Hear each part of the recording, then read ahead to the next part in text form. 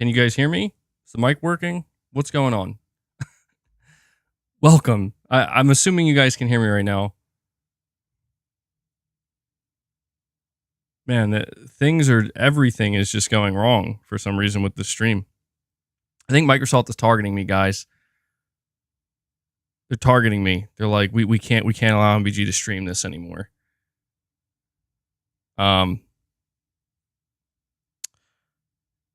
Yeah, that was really weird. I don't know why that happened. But anyway, yeah, welcome to the stream. Sorry about that. It's having some technical difficulties.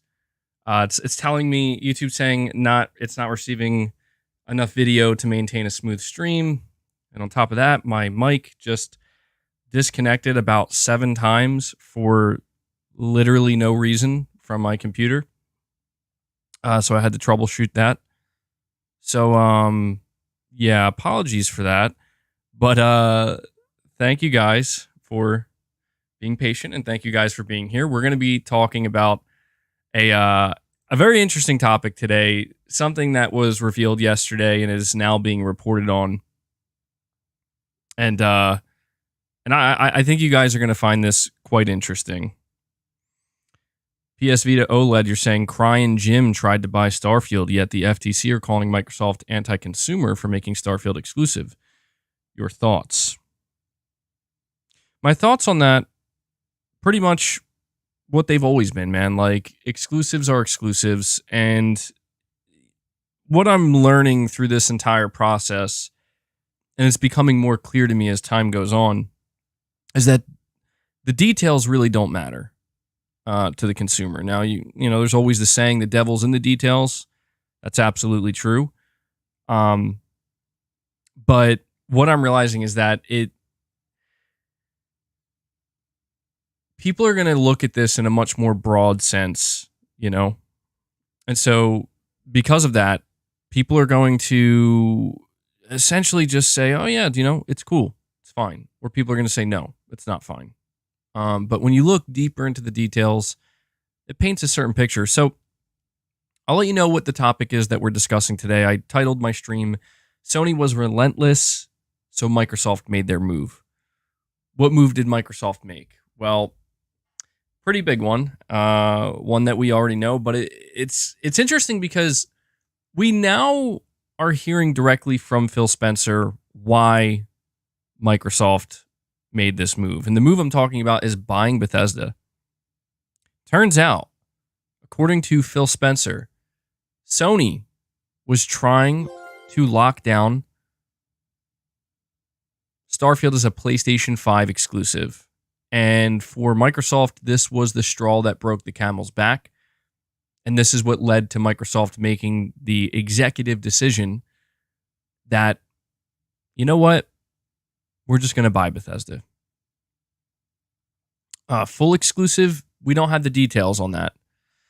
Arnie Vesper, thank you for the super chat, man. You're saying appreciation chat. Really appreciate that, dude. I appreciate your appreciation chat.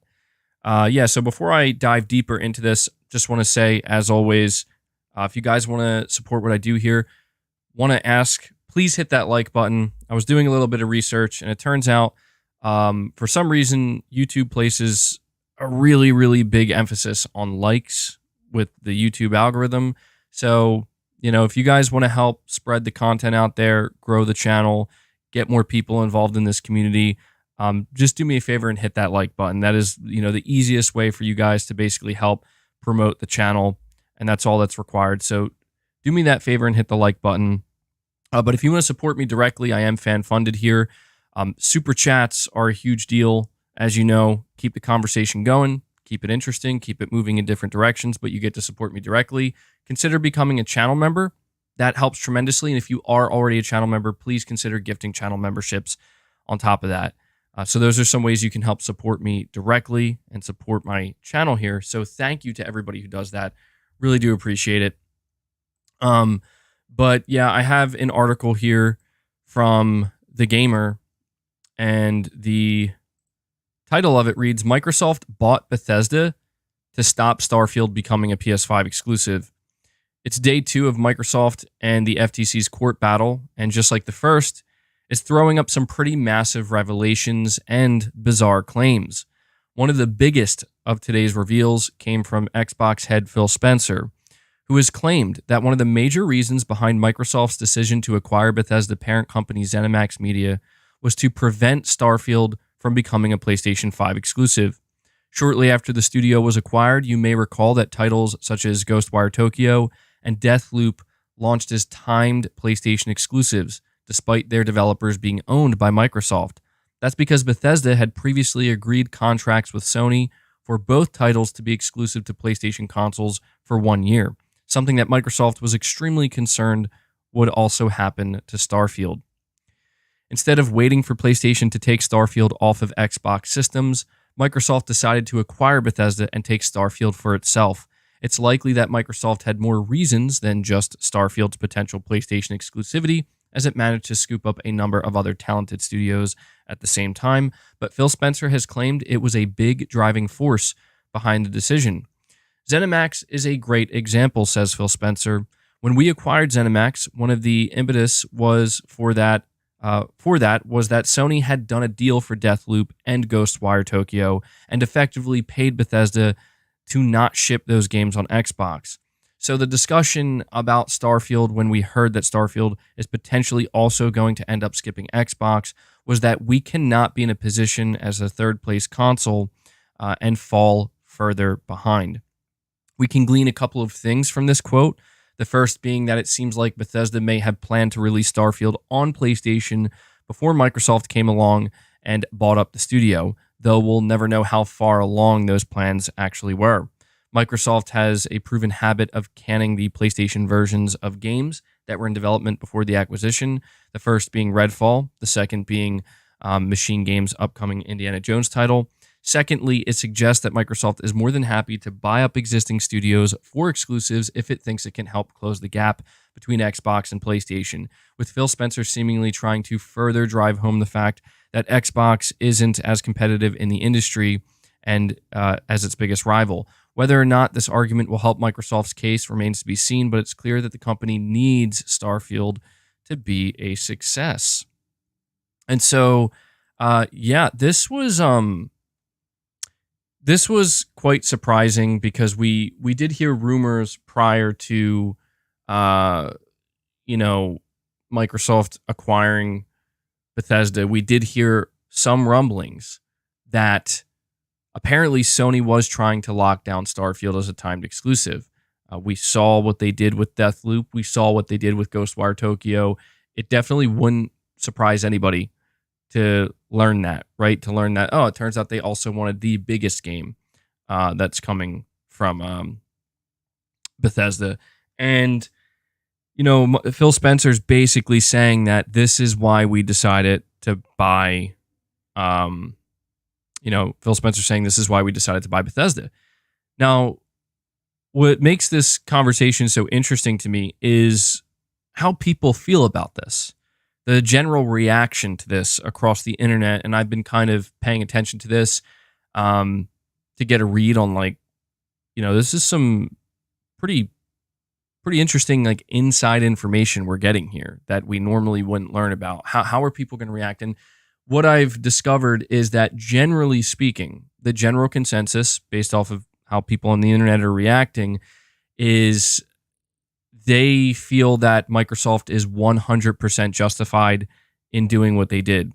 That Microsoft is 100% justified in buying Bethesda and then locking down a game like Starfield and others as exclusives. And the reason why it's justified is because Microsoft is seemingly successfully painting a picture in the courtroom right now and with their PR that Sony is out to kill them.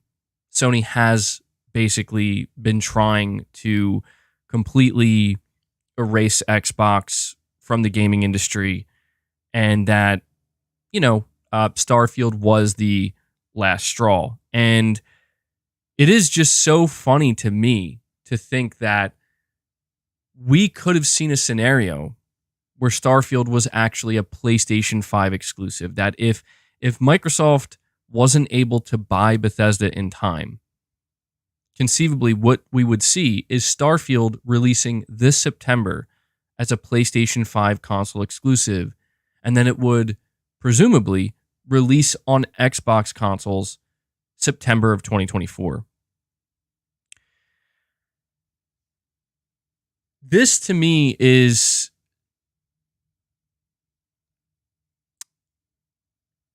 it's not surprising, and I don't think Microsoft is wrong to do this, because if you're in Microsoft's shoes and you have a vicious competitor like Sony that is just out here striking deal after deal after deal after deal, and the deals that they're making are getting bigger.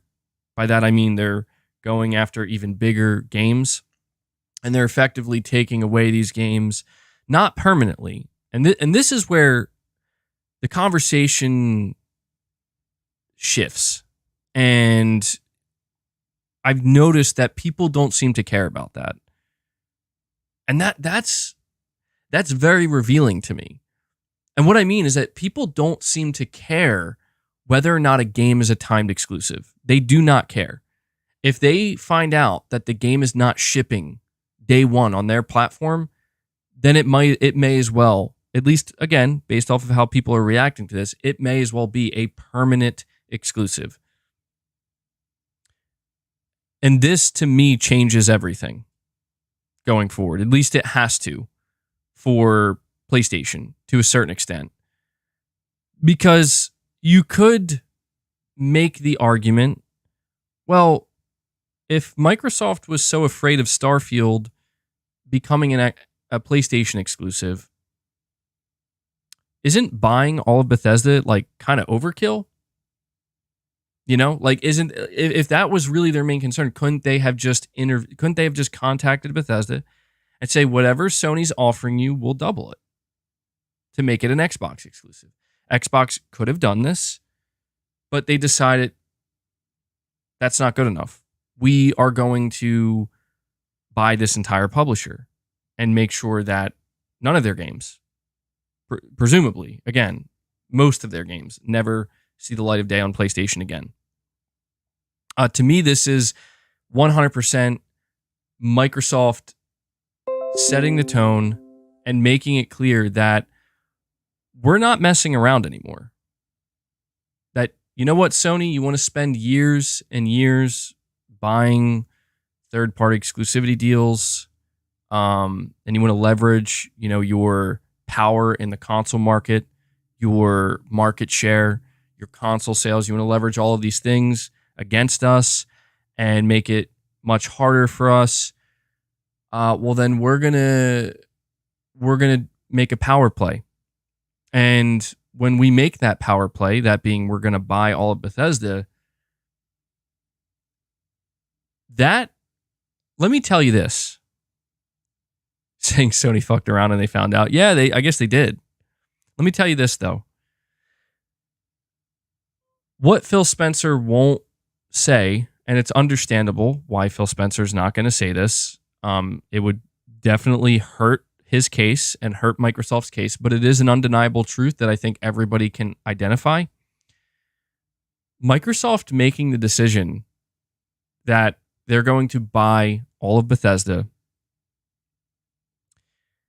hurts Sony in the long run about 100 times more than a timed exclusivity deal ever could. And essentially what we have here is Microsoft one-upping Sony. Just straight up dunking on Sony in a way that we've never seen before. And it just is so fast. Like we've known this, obviously, like they bought Bethesda, they're trying to buy Activision. But to me, it's just so, it kind of changes my perspective on this a little bit when we hear from Phil Spencer that, yeah, Sony was actively going after Starfield exclusivity. Right? And so that's why we made the move. That's why we made our move. And everybody seems to be like, yeah, that's totally fair. Now, I have this question for you guys, and I'm just genuinely curious to see what you guys have to say about this, because I really don't know. I don't know. And I'm just curious to see how you guys are feeling.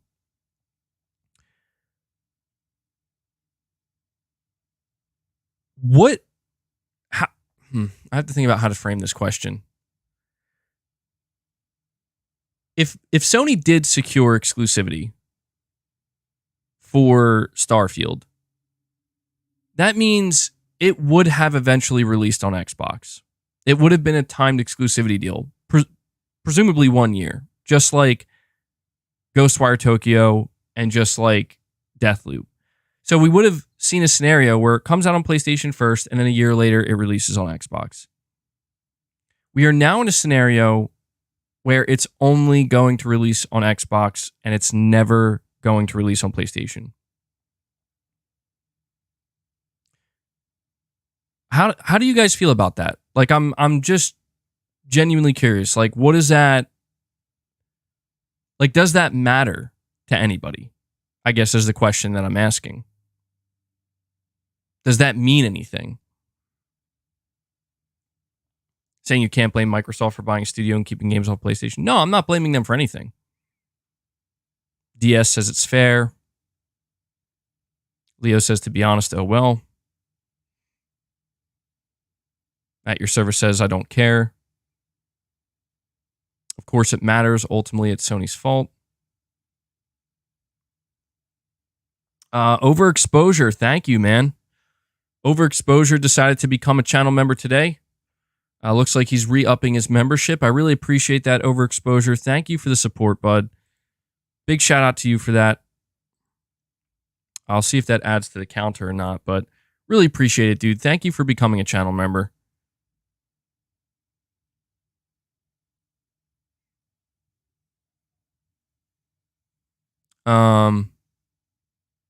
All right, here's another way I can frame this question, and I think maybe this is a more relevant way to frame this question. How would you guys feel right now? How would people feel if Microsoft was going to release Starfield on PlayStation 5 in September of 2024, 1 year later? How would you guys feel about that? How much would that change the current scenario and situation?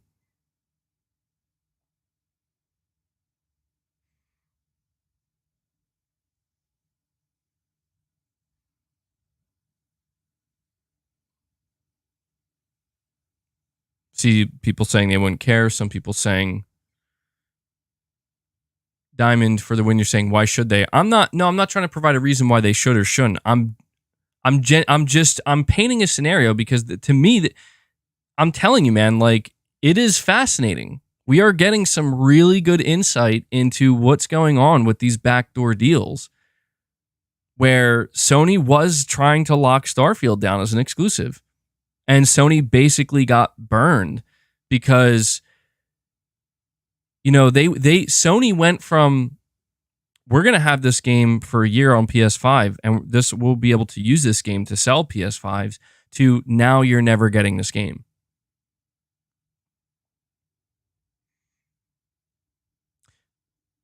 To me, it's clear the path forward. And I just wonder if people see it as clearly as I do. I think some people do. The path forward is clear for both Sony and Microsoft. And we could talk about who started this, like who started this war, so to speak, right? This battle. Was it Sony locking down third-party exclusives? Was it Microsoft making the decision that we're going to buy publishers now? I don't think that matters. Boycott Activision says the path forward is mass consolidation. You are absolutely correct. That's where we are. Microsoft made a statement with Bethesda, and to me, this is, it is very telling that Phil Spencer would say in this courtroom while testifying, right? It's very interesting that he would say, we bought Bethesda because our competition was relentlessly pursuing exclusive deals with them, and we couldn't fall further behind. We weren't going to allow that to happen.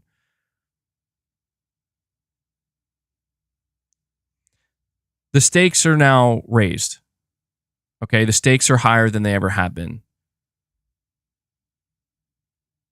The path forward for both Microsoft, Sony, and every other publisher is you better be prepared to buy to own. Because if you're not prepared to buy to own, you're going to get fucked. That's what Microsoft, that's the message that Microsoft communicated, that Phil Spencer communicated in that courtroom. I understand they're framing it, we're in last place and we're struggling, and I get that. And those are all justifiable reasons. Those are all justifiable reasons to be like, you know what? We're going to make a big move. There's nothing wrong with that. Again, I totally get it.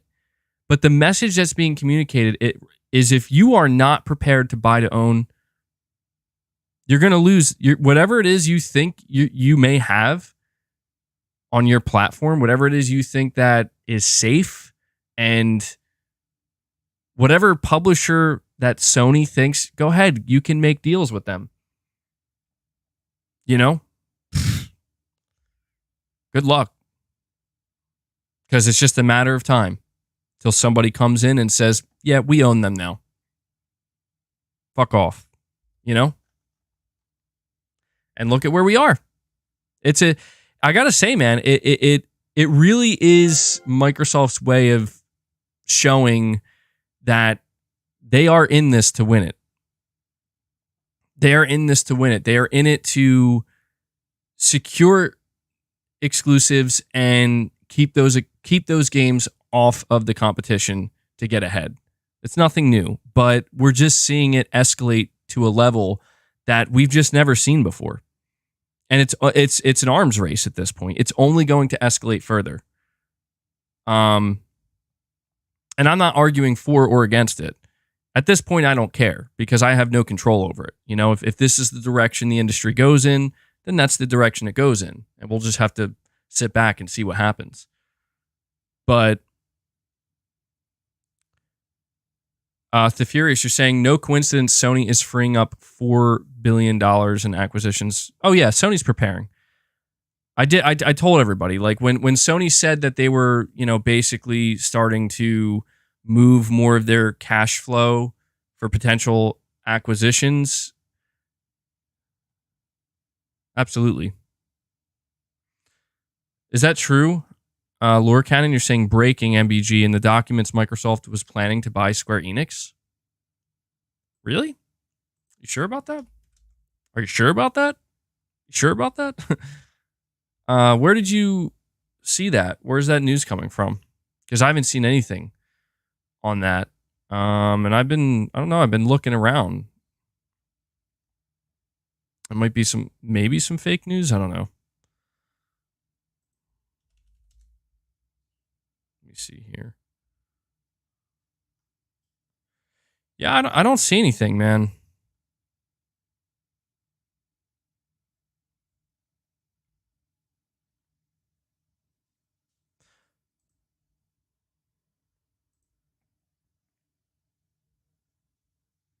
That's pretty funny, though.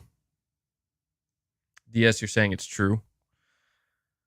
Ooh. Saying Jez said parts of Square Enix. That's very interesting. See, this is what I mean, man. Think about that. Think about that. If that's true, that Microsoft wants to buy or tried to buy Square Enix, oof. Again, man, it proves my point even further. This is all out war, dude. Microsoft is not screwing around, and Sony's gonna have to. So I mean, I don't think Sony's ever been screwing around either, but Sony has to get very, very defensive.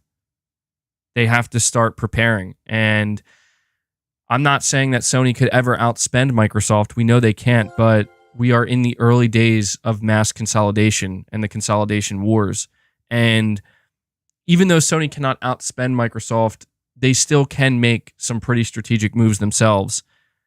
saying MBG Microsoft will outbid Sony. That is a possibility as well too, man. That is a possibility as well. You also have to take into consideration that anybody that Sony or Microsoft go after, they have to be willing to sell. And the fact that Microsoft tried to pursue Square Enix is that's where Sony has to be worried, man. Microsoft is trying to go for the juggler here. And to me that's obvious. Like I know that this whole situation has been so hyper focused on Call of Duty specifically and taking Call of Duty from PlayStation, and feels like we would never do that. And I get that, but Microsoft is they're done with Sony shit. They're done with Sony, dude. They're done. Like they're going to just push this as far as it can go. And if Sony dies along the way, they don't care. I don't think Sony will die. Of course not. But this is, Sony woke up essentially a sleeping giant. And when Phil, like, to me, that's what I'm getting from this. That is the most interesting thing here, is I feel like for a long time, people have been having these conversations where it's like, well, Microsoft's just trying to do their own thing. They're not trying to really compete with Sony. It's like, no, they are. It's not, you're right. They're not trying to compete with Sony. They're just trying to shove Sony completely out of the picture if possible. Or at the very least, they're going to dismantle Sony's ability to do what they've done to get to number one. And they're going to do it in the most effective, cutthroat way possible. And that is, we're going to fucking buy to own. And you're done. Dude, I'm telling you, man, I haven't seen enough people talking about this. And this, to me, this is a pretty serious revelation where Microsoft is like, we're done, bro. We are not, kill or be killed. We are not going to sit back and let Sony do this anymore.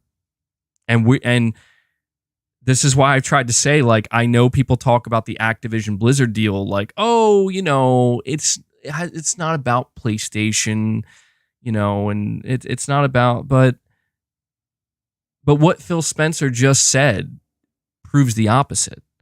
No, we bought a publisher because Sony basically made us. At least that's what he's saying, right? It's crazy. Severin Evans, you're saying, I don't know why everyone expects Microsoft to sit back and take whatever comes. Makes no sense, but at the same time, PlayStation isn't a helpless victim. No, they're not. Right now, PlayStation is viewed as the villain. If you've been following this, dude, people are absolutely wrecking Sony, and people are cheering on Microsoft because they're the underdog, right? People are cheering on Microsoft buying and owning studios and publishers and taking games away. People are cheering that on. And people are also condemning Sony for being vile and disgusting for doing these practices. And it's effectively what Microsoft has done here. If you look at the bigger picture, Microsoft is basically escalating the war in the most profound way they can, while simultaneously convincing people that it's okay for them to escalate the war this way because Sony's the one that started it. And that's effectively what Microsoft has done. And I'm looking around and I'm reading the room, and yeah, dude, Sony is painted as the villain of this arc, I guess you could say.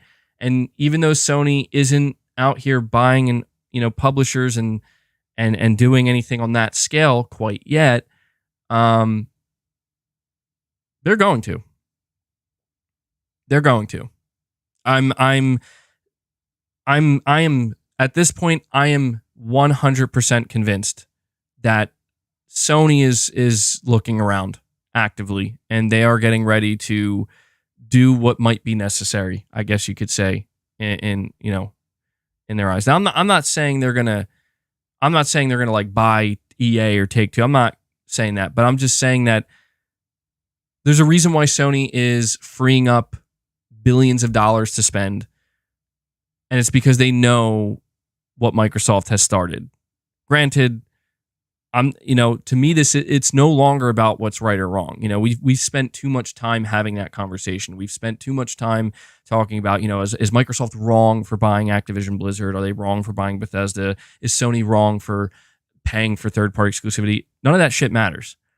This isn't about what's right or wrong, and I know that people are still having these conversations. Again, like they're painting Sony as the villain, when in reality, it's like, I've seen people using the argument like, you can't defend Sony because if Sony had the money, they would be doing the same thing Microsoft is right now. Right? Okay, yeah, I believe that. But that's what Microsoft's doing because they have the money. So if Sony would be bad for doing it, then is Microsoft bad for doing it? And that's where the realization people, the bubble is burst where it's like, oh, well, I guess it doesn't matter. Because that's the thing. It's not about ethics. It never has been. It never will be. If Sony had the money, they would do it.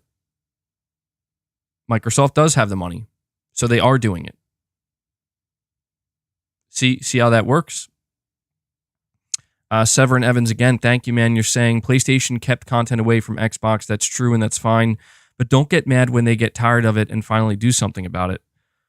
Yeah, well, that's the whole thing is like, you do have to wonder if Sony, I don't think there's any way to prepare for that, but the line has been drawn in the sand. I don't think Sony is surprised. I want to make that clear. I don't think anybody's surprised. I think it was a little bit surprising when Microsoft said we're going to buy Activision Blizzard. I think that's really the only thing that genuinely surprised people because it's like, whoa. Like that escalated really fast. You know what I mean? Like Bethesda was it was like, whoa, this is crazy, right? Like Bethesda's getting purchased. Oh, that's huge. And then like immediately after it's like, and Activision Blizzard? And suddenly it just becomes crystal clear what's happening. And this is why I gotta be honest, I am surprised Sony hasn't announced a publisher acquisition yet. Of some kind, because it's just like, this is where it's headed. There's no way around it. I know people think that, oh, well, once Microsoft gets Activision Blizzard, I guess it'll kind of be over. No, this is just the beginning. And I just kind of woke up and had that realization myself where it's like, dude, this is it, man. This is the beginning of mass consolidation on a scale that it's going to get wild. It's going to get even crazier. And I'm not saying that Sony needs to risk their business and make stupid, rash decisions with buying. But the fact of the matter is Sony is sitting there and they are, believe me, if anybody is well aware of like where we're headed and what they might have to do, it's Sony. And it'll be very fascinating to see how this all kind of plays out. Saying like Bungie. Well, yeah, Bungie is kind of the beginning for Sony, I think. Bungie is proof that Sony will make some larger purchases when they deem it necessary. They will do it. Sony has proven that they will also, when they make these large purchases, it's not just going to be about exclusivity. It's about the bigger picture of PlayStation's business. And I think that that's going to be, I think that that's going to be what happens going forward. Somebody kept mentioning to me a little while ago, they're like, Sony could have bought Bethesda. That's true. That's absolutely true. Bethesda was sold for $7.5 billion. Sony absolutely could afford that. No question about it. But I can kind of understand why, from Sony's perspective, maybe they're like, I don't know that, it is kind of rash. It is kind of like, well, do we need all those studios? Like, do we need all that IP? That's a lot of overhead. Like, we just wanted some exclusives from them. We just wanted Starfield, Deathloop, games that we thought looked good and that could help sell the console. That's all we wanted. We don't want everything else that goes along with it. And that's where Sony could end up surprising me and everybody and making the decision that they're not going to go after any publishers. But you do have to wonder, like, what Sony's plan is if more and more and more publishers start to get taken off the market. Maybe their plan really is just games as a service. I don't know. Sony's been very coy, very quiet as well. Nukem1, thank you for the 10, man. You're saying Microsoft the underdog? This is ridiculous. Microsoft, who started the money hat thing in the PlayStation 3 and Xbox 360 era. Sony learned from Microsoft. Now they are the victim and Sony the villain. Bullshit. So many naive people cheering Microsoft. Well, yes, absolutely. But the thing is, Nukem, what I've realized is it's pointless to push back against that. Because if you try to push back against that, you're trying to fight, the general narrative that, we're just not, like, we can't change that. Microsoft is not an underdog. People were responding to my stream yesterday where I basically, I was ranting a little bit, maybe a lot. And I was basically pointing out that, like, Microsoft fucked themselves. Sony didn't do it. Like, I know people want to blame Sony that, like, oh, look at that. Sony tried to murder Xbox. Xbox murdered themselves. And I'm not saying Sony didn't contribute to that at all. Of course they did. But at the end of the day, it was Microsoft's failure that, that crippled them, basically.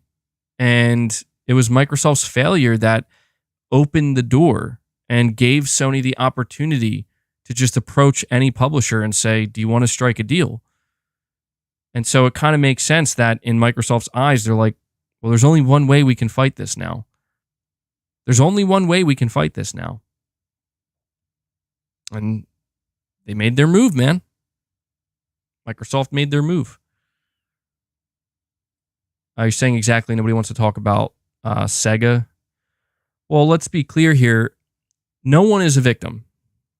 And I think that's where these conversations start to get pretty ridiculous, is Sony's not a victim. Microsoft's not a victim. Like, these, again, like, it's human nature to kind of inject these emotional aspects of it in, and it's hard not to. I do it as well. It's just human nature when we're talking about these things, but we have to try really hard to keep in mind that this isn't about who's the victim, who's getting hurt, who's losing, who's winning, who's playing fair, who's not. It does not matter.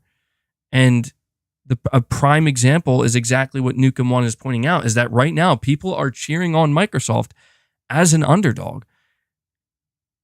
And basically saying, like, yeah, Sony's messed up, man. And it's like, no one cared during the PS4 era and the Xbox One era. Like, no one cared when Sony was striking up all these deals, marketing deals, Destiny, Call of Duty, Star Wars with EA, securing more exclusives, building more first-party exclusives. Meanwhile, Xbox, no one's buying their games. Xbox is left in the dust. No one cared. Literally no one cared. In fact, people were cheering on Sony. They were cheering on Sony's, just basically Sony obliterating the competition without even having to try. And people were just like, dude, Xbox sucks. And look at how quickly it changes. Where, it's like now people are turning on the very thing that they were cheering on. And I'm not saying that everybody was necessarily on the sidelines cheering. I'm being metaphorical, but when I'm talking about cheering, I'm actually talking about money spending. People who went out and bought PS4s last generation, why did they do that? When people walked into a store or they were shopping online, when they saw the Xbox One and they saw the PS4, why did they say, I'm going to go with the PS4? I'm going to pass on the Xbox One.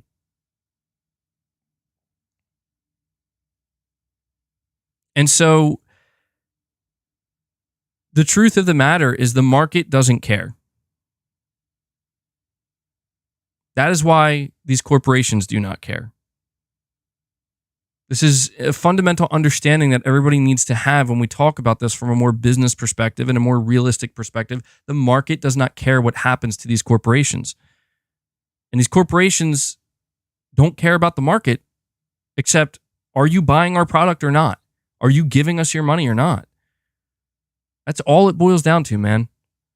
And I'm not saying that these conversations can't or don't have more nuance. They can't have or don't have more nuance than they do.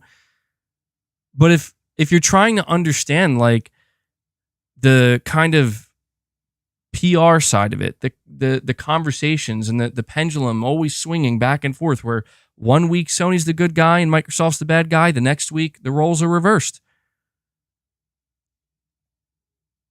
It's because the market doesn't care, dude. Like, the market doesn't care that if Sony secured Starfield as a timed exclusive, it would ultimately release on both platforms. They don't care about that. They don't care that Microsoft likely canceled the PS5 version and said, it's ours now because we own it. They cheered on. And it creates tension, it creates rifts, it creates this back and forth, like, is that right? Is that wrong? It doesn't matter.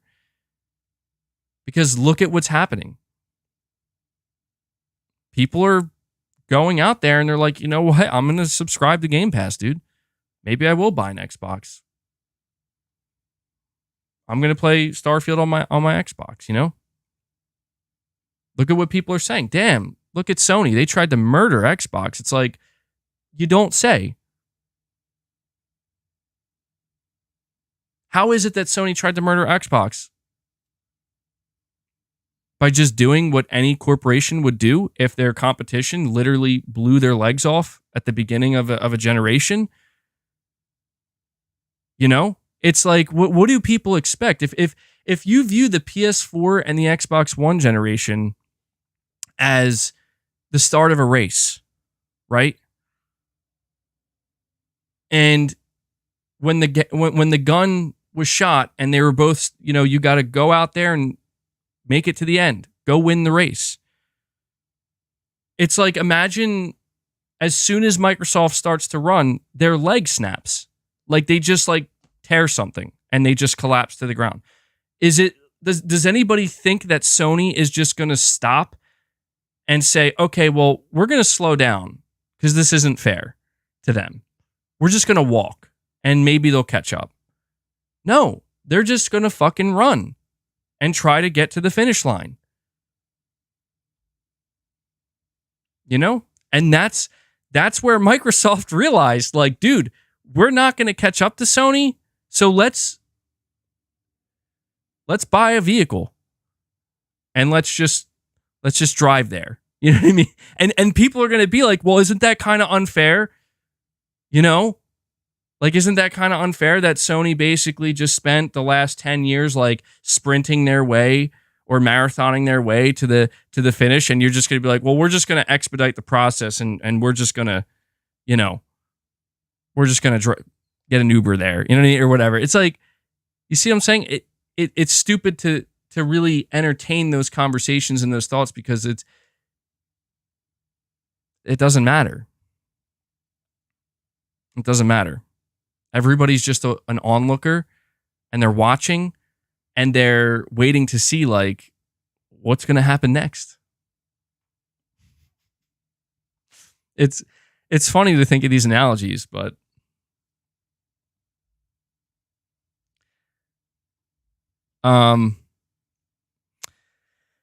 Venino, you're saying all Microsoft want is Game Pass on PlayStation. Simple. I agree with that.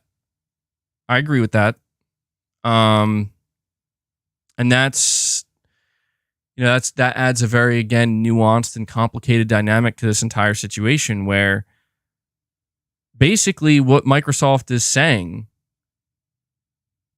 is like, Microsoft's like rolling up in their like Lamborghini next to Sony, as Sony's like still running. They're like, you could just get in. You know, just get in. Come on, ride with us. It's fine. It's fine. It's like Sony's like, no, we're not doing that. That's not how we won our races in the past. No. It's pretty funny. But yeah, I do agree that Microsoft would love to have Game Pass on PlayStation. They absolutely would. Why wouldn't they? Aaron Yogurt, you're saying underdog $1 trillion mega corporation, LOL. Yeah, there's no underdog here, truthfully. There isn't. The people who are defending Microsoft right now, they're seeing it from one perspective. And the people who are against Microsoft right now are also seeing it from one perspective. And obviously, we all have our own opinions, but the perspective that the people who are defending Microsoft right now and are on Microsoft's side, the perspective they see it from is, damn, like Microsoft really got the shit end of the stick. And they're just out here trying to survive with the Xbox brand. And there is a little bit of truth to that. There is. Think about it. What if Sony did get Starfield as an exclusive game? What if Sony did secure that deal? What would that have done to Xbox? You see what I'm saying? Like that would have really, really, really done some damage to Xbox. And people, I think some people don't really take a second to think about that. It's like, okay, well, Starfield isn't coming to PlayStation, so isn't that doing damage to Sony? Yeah, but it's just Microsoft trying to level the playing field, man, before they basically just completely jump over Sony's head. That's what they're trying to do right now.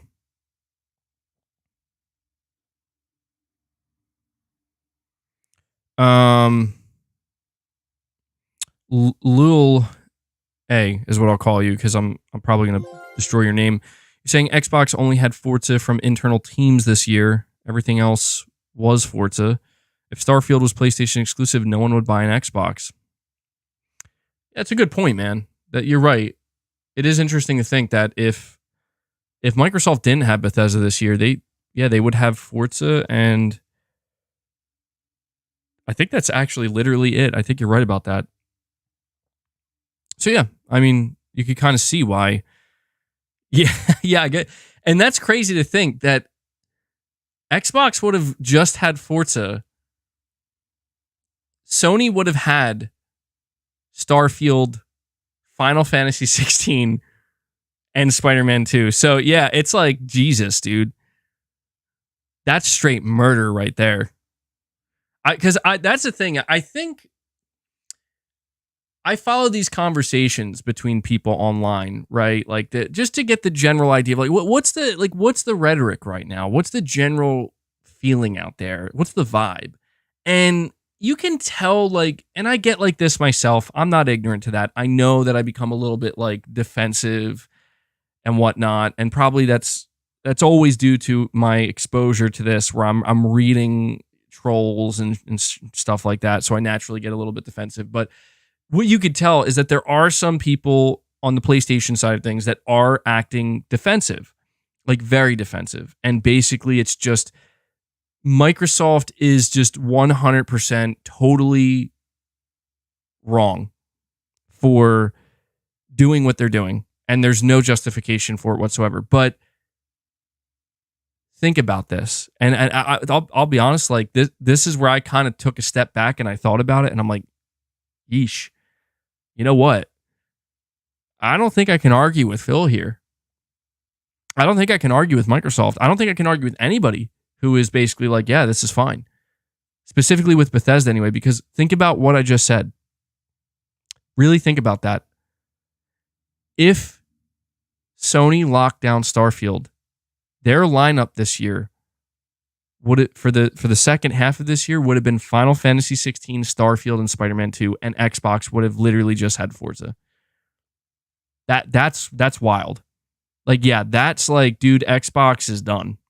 Like, completely. They're done. So, you know, I think the conversation has now shifted into that territory where it's okay, well, what would have happened, or what would happen if Microsoft didn't go after Activision Blizzard? You know, now they have Starfield, they have Bethesda, they have all their first party studios. Is the playing field leveled now?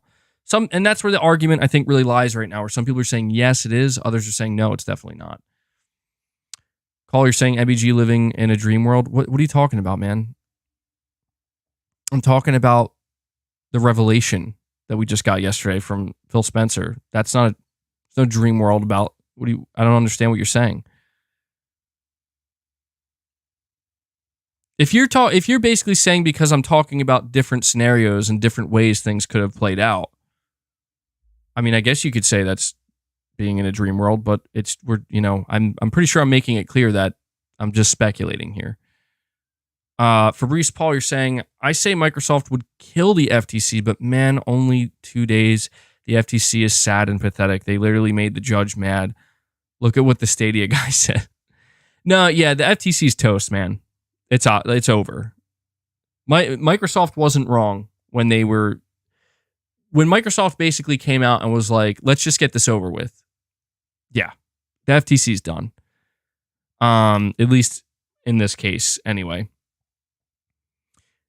I see this ending in Microsoft actually getting Activision Blizzard. That's where I see this ending. And it will be interesting to see like what that means for Sony, what Sony may or may not do when that day comes.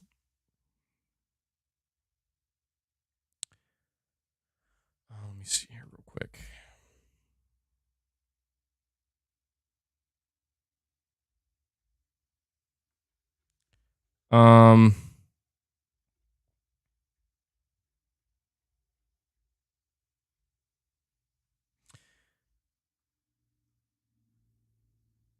You know, one of the questions I have when it comes to this entire conversation,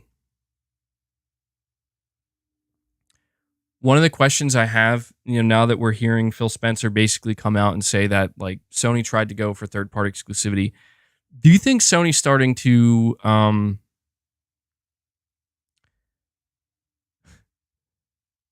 do you think Sony is starting to get worried that their tactic is essentially going to become it's going to get erased, you know? Like, do you think Sony's worried that we're not going to be able to keep securing these third-party games because everybody's getting bought up, or they're starting to get bought up? Call, you're saying Bethesda is first-party MBG. Yes, obviously. We are aware of this.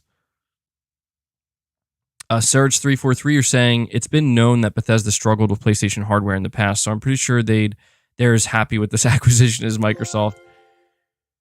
Yeah, it would have been funny to kind of see a big Bethesda RPG exclusive to PlayStation, because there is that history that like, yeah, we just really, really struggle with PlayStation hardware. I think Bethesda's pretty happy too, generally speaking. I mean, I think any video game developer that only has to worry about, well, in this case, it's not just one piece of hardware. They have the S, they have the X, and they have PC. But I guess just having the PS5 removed from the equation, it definitely lightens the load. It lightens the load for Bethesda, no doubt about that.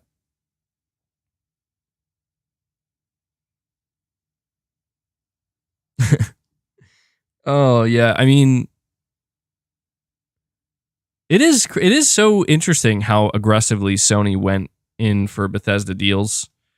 I guess maybe Bethesda was like, when Bethesda was independent, they were clearly much more willing to take this money from Sony. And that's where I guess, Microsoft was like, here's all the money. And you don't have to worry about it anymore.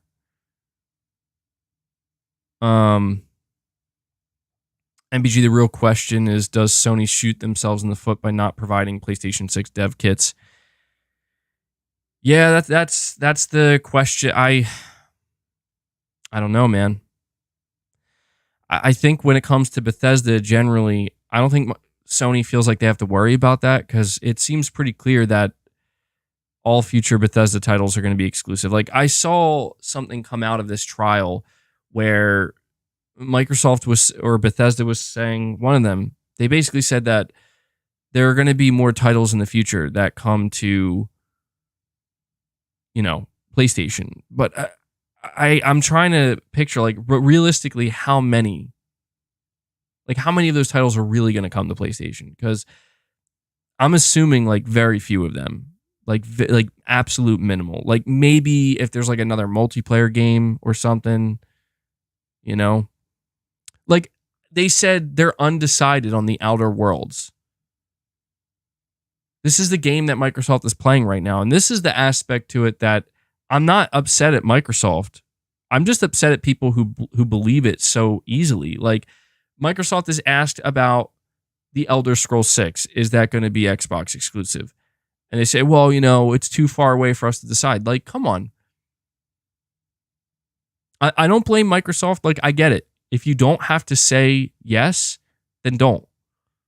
But people who are watching this are like, see, they might bring the Elder Scrolls. Like, they're not bringing the Elder Scrolls 6 to PlayStation. Everyone knows that. Like, that should be completely obvious.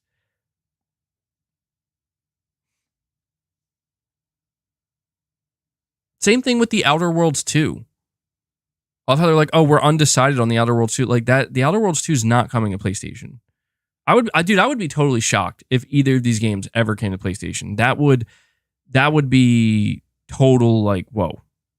You're saying, who is even saying that? That's the thing, though, man. So, Colt, you're implying that no one is saying that. Therefore, everyone understands Microsoft is lying. Yeah, unfortunately, that's not the case here, though.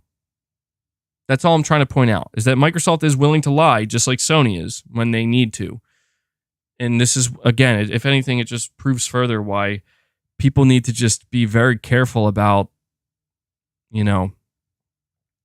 how much they're willing to really buy into this and believe it.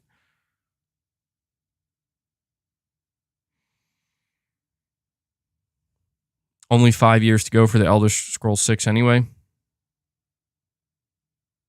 I feel like that's going to take... I feel like the Elder Scrolls 6 is going to take so much longer than just 5 years, man. Am I the only one who thinks that? PlayStation can buy a small studio and turn it into PlayStation greatness. They just know how to make games. Xbox cannot do that.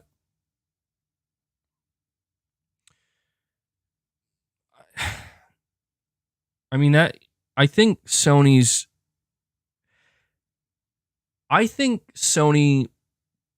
will probably continue to do what they've been doing to a certain extent. But I think that it's becoming limited. And what I mean by that is, like, Sony's strategy, and this has been proven throughout the decades, is buy a studio that has proven like they have potential. Like, this studio has a lot of potential. So we'll buy them, we'll bring them on, and we will grow them. We will grow with them. And they'll become bigger and bigger and better. And we'll secure more talent over time. I think Sony is already still in the process of doing this. They bought Firewalk. They bought Housemarque. They bought Bluepoint. They bought Haven. Clearly these are studios that have a lot of room for growth. And I think that's exactly what PlayStation is planning. Is it might take a long time. It might take 5, 10 years, maybe longer in some cases. But it's been proven with the studios that Sony has done this with that it's worth it. It's worth kind of sticking by these studios and growing them. And you look at what Naughty Dog is today. You look at where Santa Monica is today. You look at Guerrilla today. You look at Sucker Punch today. These are all studios that Sony has grown over the course of many years. And it didn't happen overnight. And I think this is where another one of the big ethical arguments is brought up, right? Like, well, look at what Sony did. Yeah, sure, Sony's paying for third-party exclusivity, but look, Sony took the time, they put the blood, sweat, and tears into growing these studios, and really, really bringing these studios up. Why should Sony be punished by Microsoft because Microsoft failed to do that? And so Microsoft's just taking the easy way by just buying a publisher. And that's the thing. No one cares. How could they?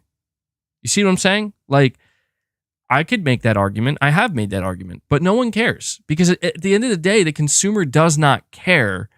Like, the average consumer and the average gamer is not sitting here thinking, like, I respect PlayStation because of how they grew Naughty Dog and how they grew Sucker Punch. Most people, they probably aren't even aware, of the even remotely aware of the history of these studios. MBG, Microsoft also had to sweat hard to earn that type of money. Well, no, that's the thing. It's just like it's business, man, and it's tough because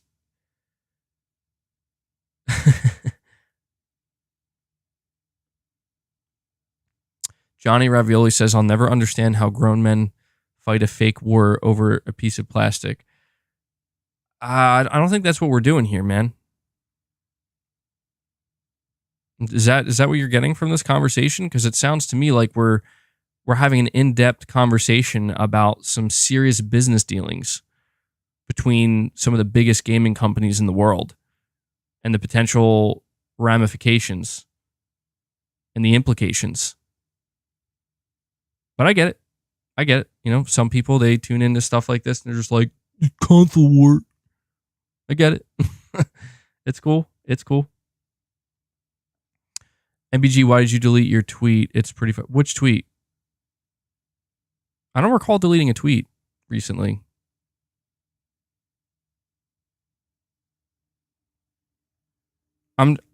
Maybe I did. You let me know which one.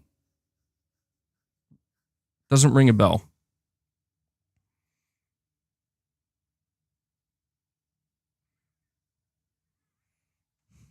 The Furious, you're saying somehow Sony is a bad guy when making better games. Oh, the LOL tweet. Oh, yeah. Oh, dude, yeah, I deleted that because it's just like, dude, the response I got for that was just so fucking toxic, man. It's just like, this shit isn't worth keeping out. I still think it's funny. It's because people are basically like, well, I'm going to attack MBG now, even though I just think it's literally funny that Microsoft is like, we lost the console war. Like, do people not see how that's funny? Like, Microsoft acknowledging the console war and validating it and then going on to say we lost it. That shit's funny.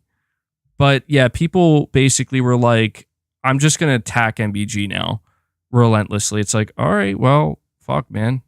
Shit ain't worth it. It's funny, but it's not that funny. Like, geez. But yeah, The Furious, that's why, dude, it's going to be so funny when, well, all right, maybe not funny. It's going to be interesting and potentially funny when after all this happens, like Sony, it's like what, like, why doesn't anybody take a second to think, like, what if Sony is really holding back though? Like, has anybody considered that?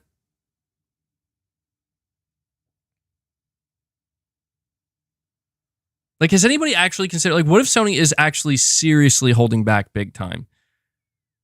And I don't mean that in like a, yes, guys, like PlayStation's day will come. No, I'm just being like serious where right now, we have a very obscure picture, a very blurry picture of like the next, I guess you could say 4 to 5 years of PlayStation. I just think it's interesting that people, all right, let me put it this way. You know how for like years, and this just goes to show, man, like, people don't know what they're talking about. They don't, including me. You know, we're all just speculating. But even if you listen to what even like somebody says, it really seems like, oh, they might actually really know, but they don't. Because think about this. For literal years, people have been saying Xbox is, you know, like they're finished. And they can't do anything. They can't win. They're not going to be able to come back. They're always going to be third place. They're always going to suck. It's like, you know, this is what a lot of people have been saying for years. And just like that, turns out actually you're wrong. Microsoft is look at where they are now. Just like that. Just like that. And I think it's just funny to me that you, at times like this, you can see that like a lot of people they're making that same exact mistake, just in reverse, you know? And I think if there's anything to gather from all of these, you know, back and forth situations, is it really just does go to show, man, that like, dude, the tide can turn, or the momentum, I should say. I don't like to say the tide, like, sounds a bit dramatic, but the momentum can shift at any moment, man. At any moment.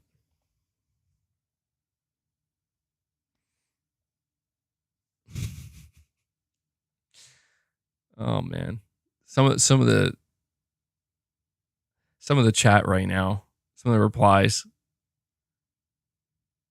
Phil said there was no console war before. Then he goes on and says that they lost. He lied again. Well, yeah, I mean, that's the thing, is everybody's like shitting on Jim Ryan. Be like, Jim lying, Ryan crying, right? Whatever. It's funny. But yet they still, for some reason, like, they think that Phil Spencer is just some honest, you know, can never lie. It's just, but meanwhile, if anything, there's actually been more instances where Phil Spencer has just straight up lied. But no one, you see what I'm saying though? Do you see how I'm pointing out that like no one cares? Right now, people are being fed a narrative, and that narrative is, dude, Xbox, this is their time. You know, they're finally doing it, and you should be happy about it. And don't ask too many questions, because if you do, you're going to realize that things are actually a little bit more complicated. Things aren't exactly as they seem. And that was the truth for PlayStation as well. You know, when the narrative was PlayStation can do no wrong. Like, no, the reality is PlayStation can do wrong, and they do some things wrong, and they're not perfect. And that's just the way it kind of goes, man. But that's the funny aspect to this to me. And it just goes to show that like it can get so silly and so ridiculous that like everybody's just like, fucking Jim Ryan, all he does is lie. It's like, dude, Jim Ryan lies, yeah, but have you know, Phil Spencer lies a lot too, right? Like, you know, these are corporate executives that don't give a fuck about like what you actually think, right? Like, they're just going to say what they have to say. That's what's weird about this whole thing.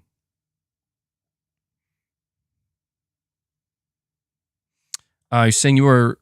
Oh, wait, that's actually a reply to somebody. Yeah, Phil is right. You just can't make great games and one day be the market leader.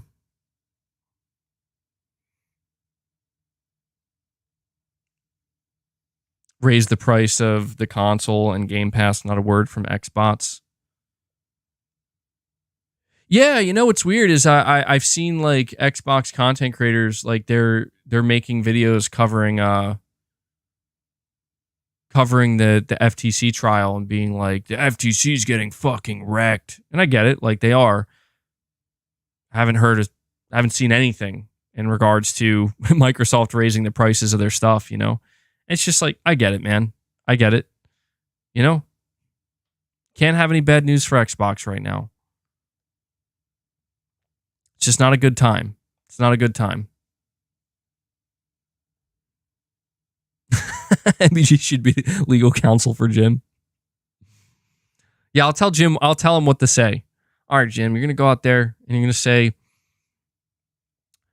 we make better games than the competition, and we're just better.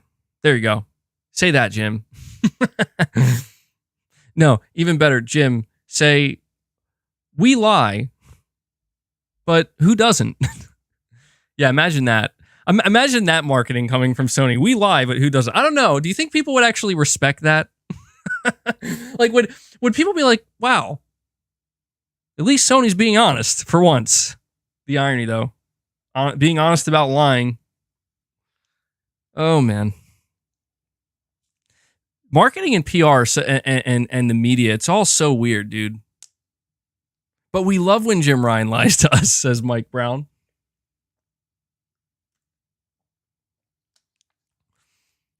You know what's so comical about it, though, too, is like, didn't Todd Howard, wasn't he kind of like memed on for years for being a liar?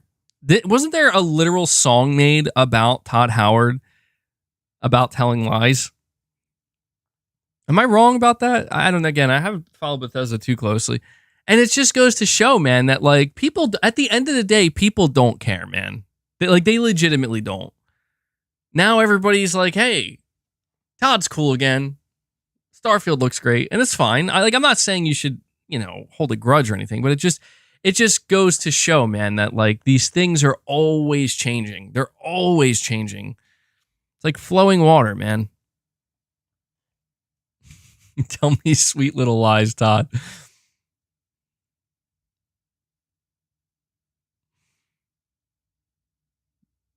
I love it. Yeah, so Sony, as somebody said earlier, Sony fucked around and they found out. I don't know, man. Jim seems pretty confident. Jim said they got good stuff cooking, so I don't know. I guess Sony isn't that worried, right? When Microsoft buys a game studio, Xbox fans think PlayStation fans are crying. But in reality, we just don't actually care. I mean, it's funny to me because the only reason I think that people always say, like, dude, why are you talking about Xbox so much, man? Like with the acquisition stuff. The reason being is because Microsoft isn't doing what Sony's doing or what even they started to do. If Microsoft was out here like buying individual studios, there really would be we would still talk about it, but there really wouldn't be that much to say, and it wouldn't be nearly as relevant to PlayStation because it's like, okay, they're doing what Sony's doing. They're just buying like these smaller to mid-sized studios, and they're doing it to, feed more content into their service and to their platform, just like Sony is, right? But the reality is, what Microsoft is doing is having a massive effect on PlayStation. And it will continue to have a massive effect on PlayStation. Like, for example, people are saying, like, how do we know? Okay, so Phil Spencer makes it clear they're never going to take Call of Duty off of PlayStation if they get Activision Blizzard. Like, I believe that at this point, okay? He's saying that stuff under oath and whatnot.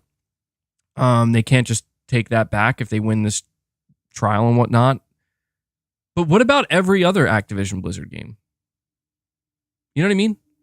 You see how I'm saying, like, that could, depending on what they decide to do, that could have a massive impact on PlayStation and the PlayStation player base, just like Bethesda did. So this is just, again, it's escalation, man. These things are just going to continue to escalate. I do wonder if Sony is going on like a massive spending spree behind the scenes, or if they're getting ready to. Because if Sony, I don't know, man. Like, I just feel like they're probably not happy about this, right? Saying he denied to comment yesterday. Exactly. And to me, that tells you all you need to know. If it's true that Phil Spencer was asked, like, what are you planning on doing with other Activision Blizzard games besides Call of Duty? And it's like, no comment. That tells you all you need to know, man. And I don't see why anybody would think otherwise. Like, it's clear Microsoft wants to secure exclusives. They're not going to make every game exclusive, but the ones that they can, they will. Oh, yes, they will.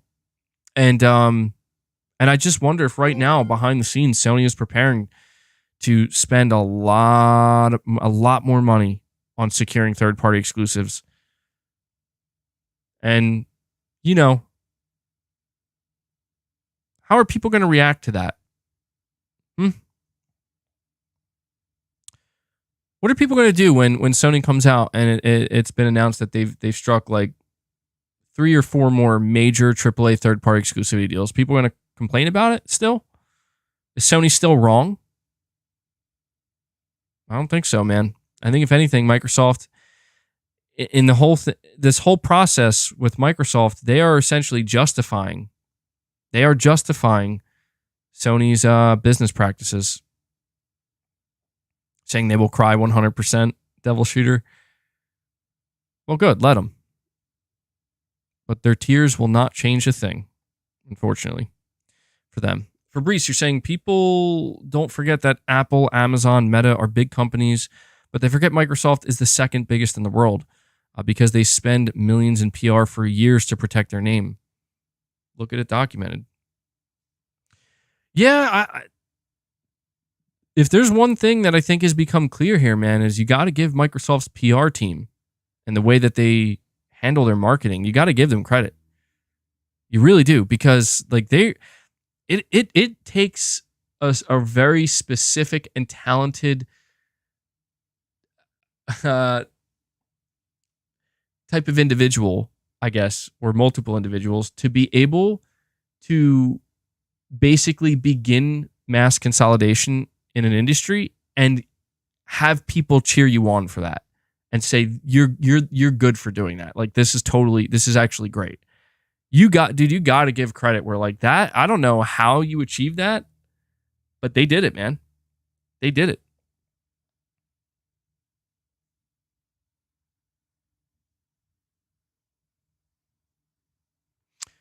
I see somebody losing their shit in the chat right here. Con Doriano saying, "Ayo, the Sony dick riding here is real," saying Microsoft somehow justifying Sony's stupid practices when Sony is the one who lit the fuse. You see, guys, you see what I'm saying? Like, they're literally here in the chat. Didn't I say earlier that like there are going to be people who they're going to basically they're going to say everything's okay because Sony started it? When in reality, it's like,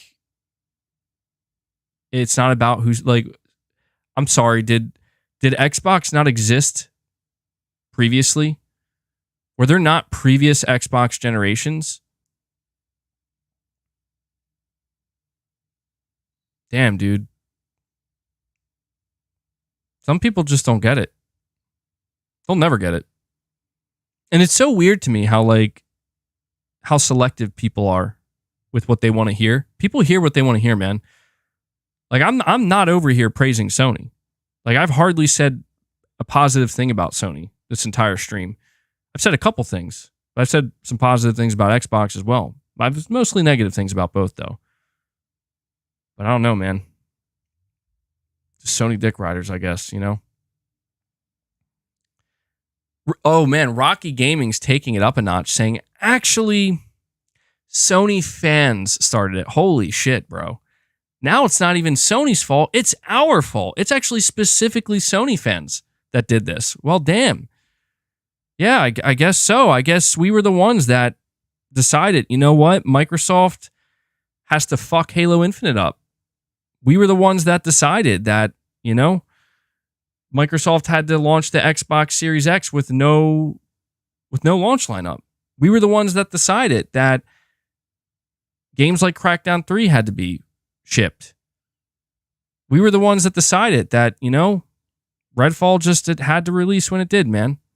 We were the ones that decided that Microsoft has to release the Xbox One with the Kinect.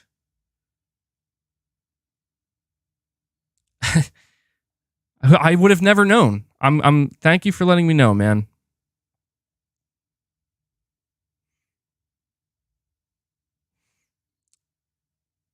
Do you know when dude, if you think about it, people want to talk about who started it. Like, to me, that's kind of like that's a dumb thing to focus on. You know why? Because think about this. If you really trace this back to the very beginning,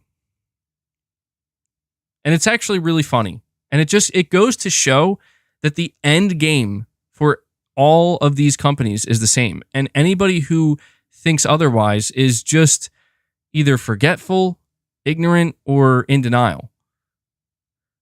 Sony entered the gaming space, like the console gaming space, basically to get revenge. Don't know if people know that. Like, they were originally partnered with Nintendo, and they were supposed to release a console with Nintendo, and then Nintendo just said, nope, never mind, at the absolute last minute, and they completely left Sony hanging. And Sony got pissed and was like, well, you know what, Nintendo? We're going to fucking show you now. And so it started with Sony basically saying, we got burned through by Nintendo with a partnership that we thought was going to happen.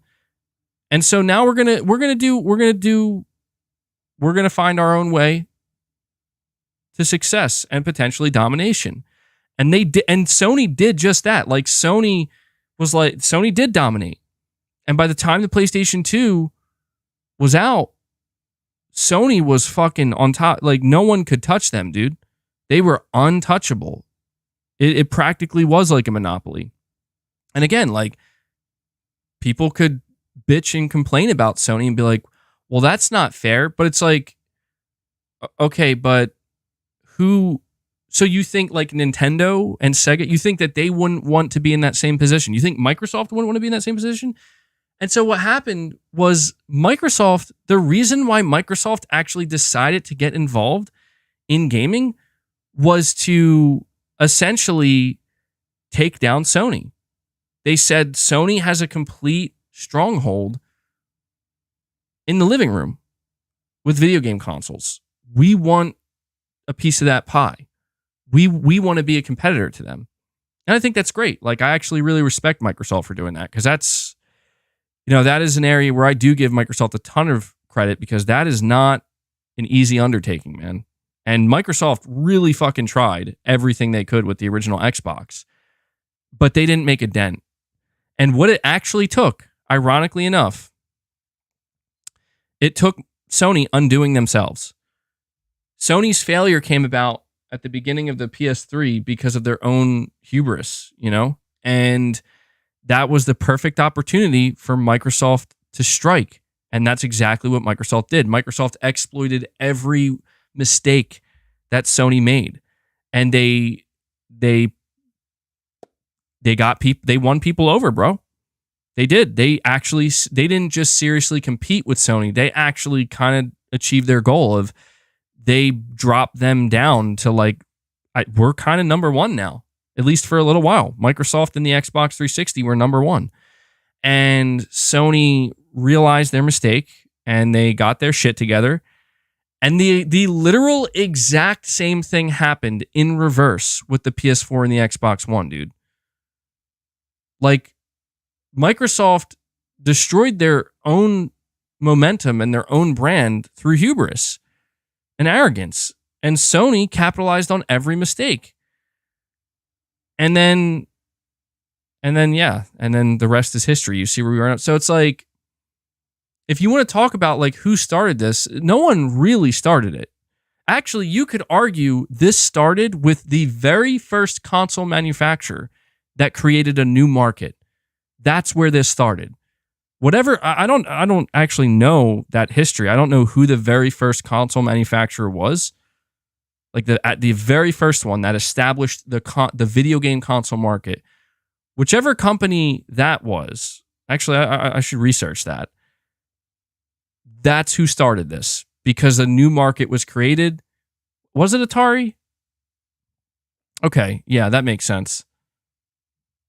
It was Dreamcast. Yeah, it was Dreamcast, guys.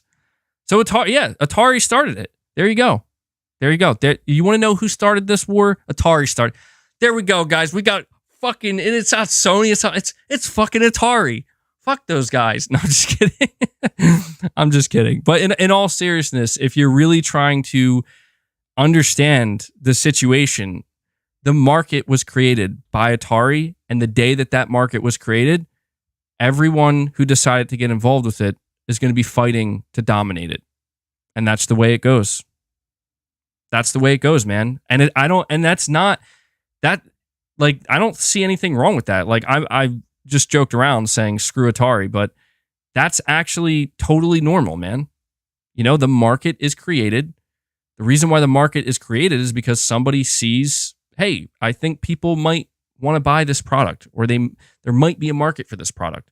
And when there is, more players enter the game, man. And so, yeah, it's easy to get kind of wrapped up in all the rhetoric, you know, whose fault. It's not anybody's fault. Sony's not to blame. Microsoft's not to blame. And I know that some people agree with that entirely. I know that there are going to be people that say, no, Sony is to blame. No, Microsoft is to blame. But if you have just a general understanding of any market and any business, then you have to know that it is always dynamic. It's always shifting. The pendulum is always swinging back and forth. But one thing that always remains true and remains consistent is that whoever's involved in the market wants to dominate that market. No business, no company is okay just saying, well, you know, I think we have enough market share. I think it's good enough. That's not why they're doing what they're doing. And that's the way it is, man. It's the way it is. There's no changing that. Salvazard06, you're saying MBG, Sony might need to get a publisher of their own. Who would you get? I would personally get Capcom. They release quality games like Sony Studios. That's actually a really, really good. Yeah, I mean, I know this is Salvazar. This isn't necessarily a direct answer to your question, but I want to mention this because if I don't, I'm going to forget it. Because you mentioned like Capcom, and I immediately just thought of UbiSoft because there have been many people who said and continue to say that Sony should maybe make a play for UbiSoft. You know, because Ubisoft has successful live service games. They have a lot of experience with live service games, but they also have some promising looking single player games. You know, you look at Star Wars Outlaws, you look at Avatar, you look at Assassin's Creed. And you know what game I played last night a little bit, and I wanted to try to get more time in because the beta's ending. I played more XDefiant. And I gotta say, man, like, I don't know how many of you guys know what this XDefiant is. It's basically, this is what XDefiant is. And I'm just thinking like, Sony, you could do this. Like, you could absolutely do this. And I think it's actually really unique and interesting that Ubisoft came up with this idea where they basically hired Call of Duty veteran developers. I think Mark Rubin is actually leading XDefiant, and he was like a lead on multiple Infinity Ward Call of Duty games.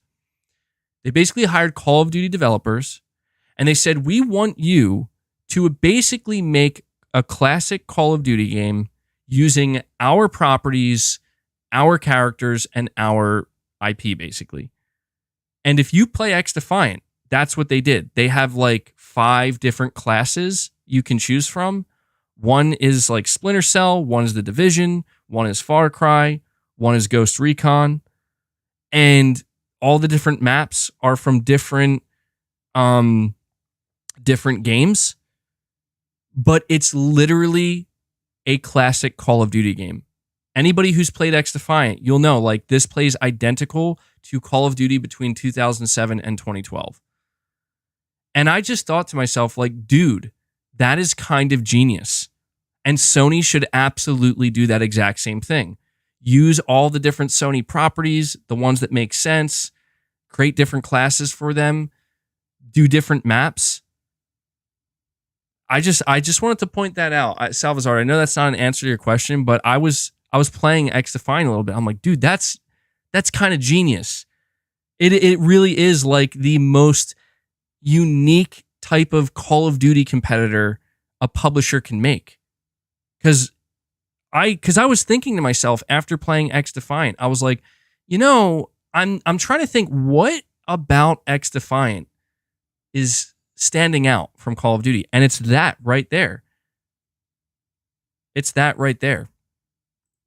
It's that XDefiant and Ubisoft can say, like, the unique aspect of our Call of Duty competitor is it's based on our own properties.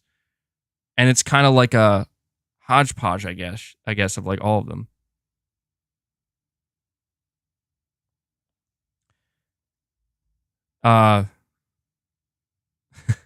So yeah, Salvazar, I apologize for that, man. I know I just went on a side tangent, and I'm going to answer that really quick.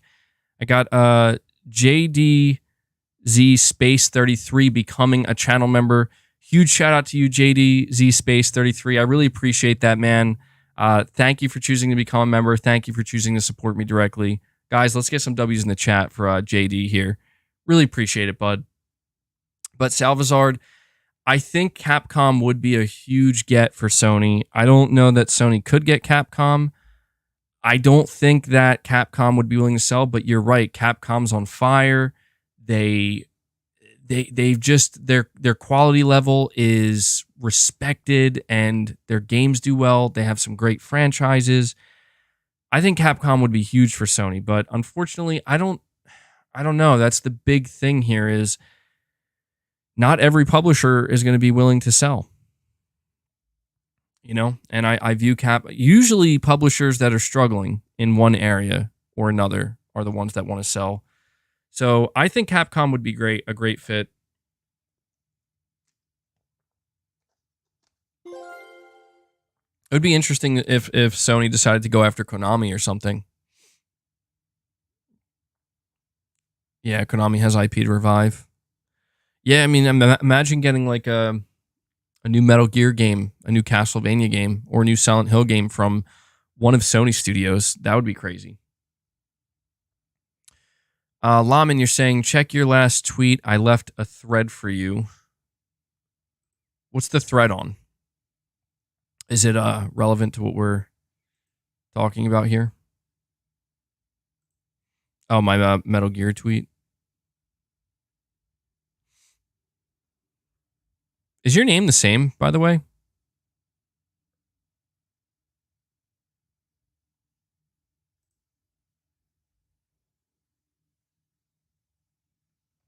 PS5 Insider Update? Yeah, Lamin, you'll have to let me know what you're referring to, man.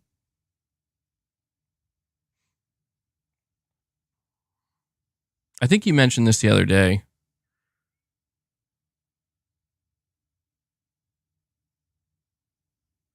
Saying Sony would probably wait to see Metal Gear Solid Delta before trying to buy Konami. Yeah, you know, the more I think about it, I don't know that Konami makes much sense.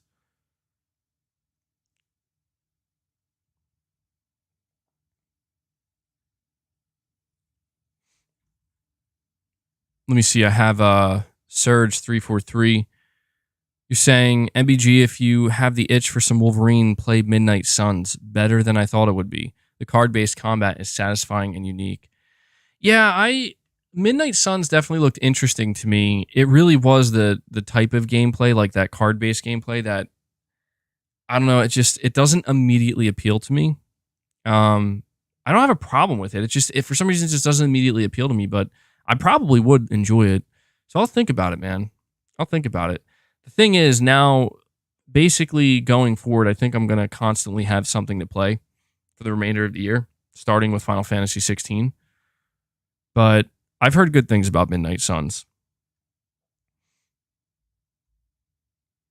Snow CX, you're saying, did you know Microsoft Xbox Series X is a mid-gen refresh for the console and not the standard machine? All we know is the Xbox Series S. Yeah, we did actually, we did cover this, and it is pretty crazy.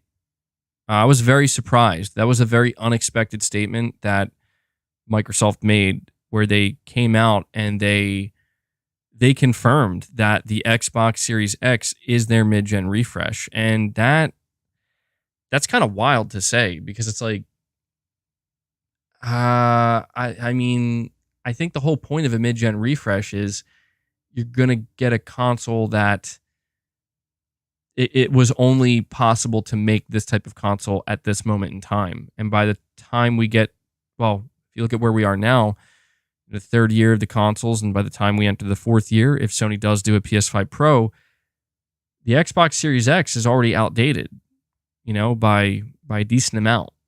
So that was kind of weird, man. I was surprised. What's even weirder about it is that we heard that from Digital Foundry, and Digital Foundry claims that that's what Microsoft told them when the console first released. And it's like, why? My question is, why did Digital Foundry decide to wait to share that information now? Kind of weird. But yeah, I did see that snow, and very strange. Salvazard06, again, thank you for the super chat, man. You're saying, so a game that includes Killzone, Resistance, Mag, Warhawk, and SOCOM. But yeah, honestly, I think it could go even beyond that, man. I don't know that it would need to include all, it's tough because I feel like when you look at XDefiant, the Ubisoft properties that they decided to incorporate in the game kind of make a little bit of sense. Like, they're all properties where you're shooting guns. And the thing is, if Sony were to try to do a game like that, I don't see how you could incorporate God of War into a first-person shooter to any capacity. Same thing with Horizon. Well, maybe Horizon you could.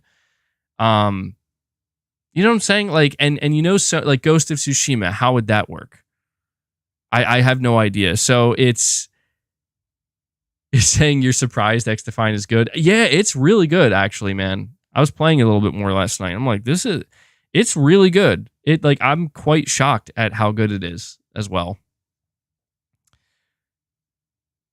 Just skins like they did for Destiny 2. Yeah, I guess that would be like the way they could do it. A hero shooter type thing. I would love to see Sony do that. That'd be very cool.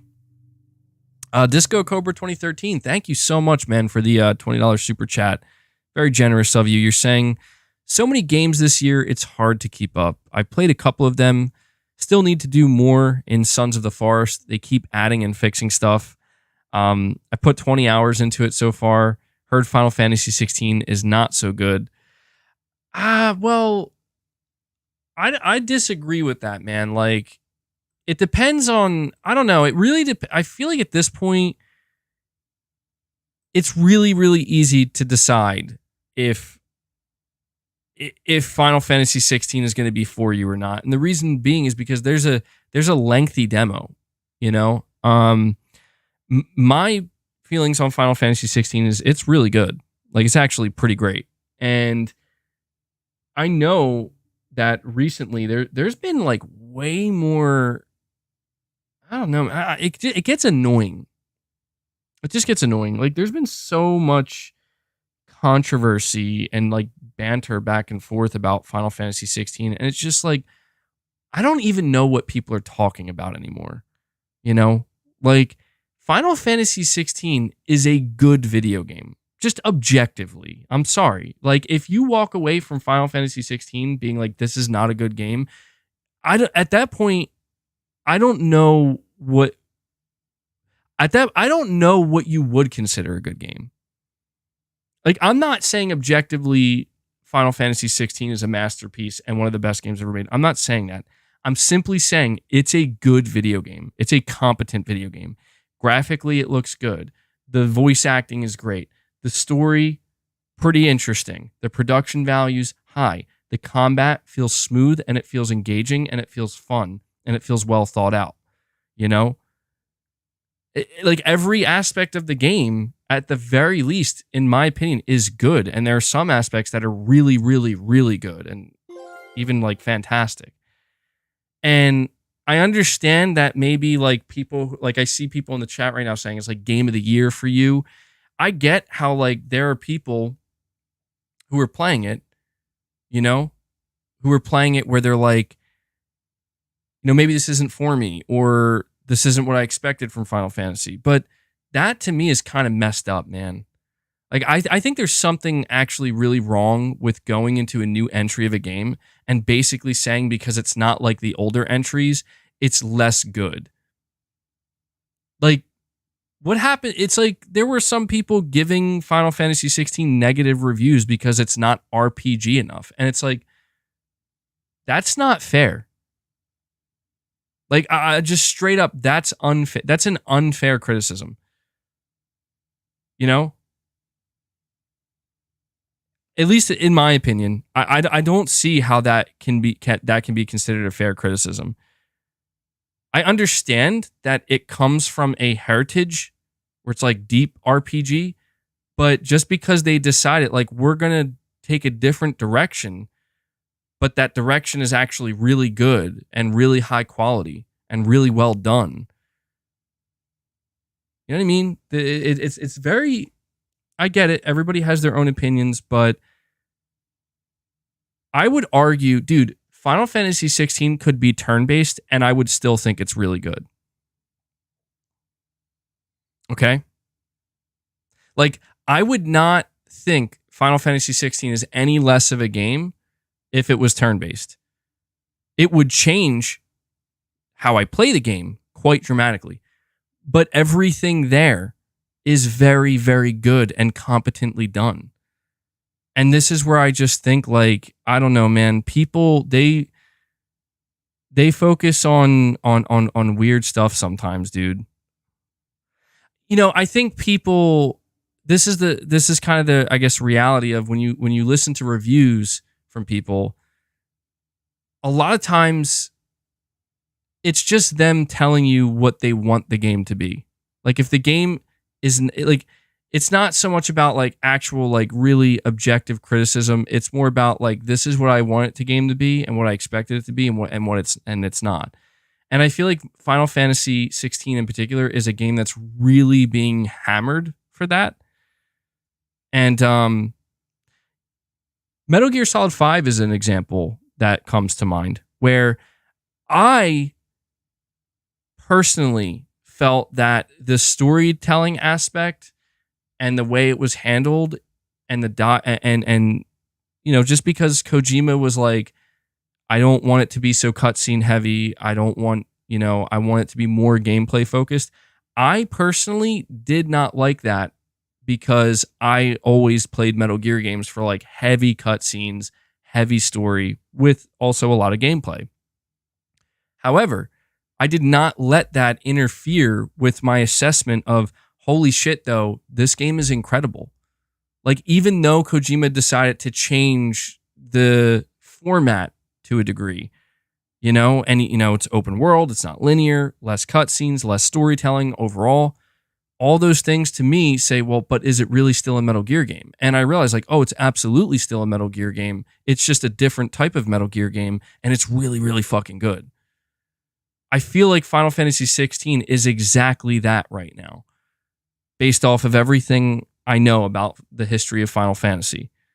And that's why I just think it's kind of wild to me that people are talking about, like, if Final Fantasy 16's action combat was like terrible and bad and just really not good, I would say I kind of get why people were like, hey, I think this was a mistake. But it's actually really fun.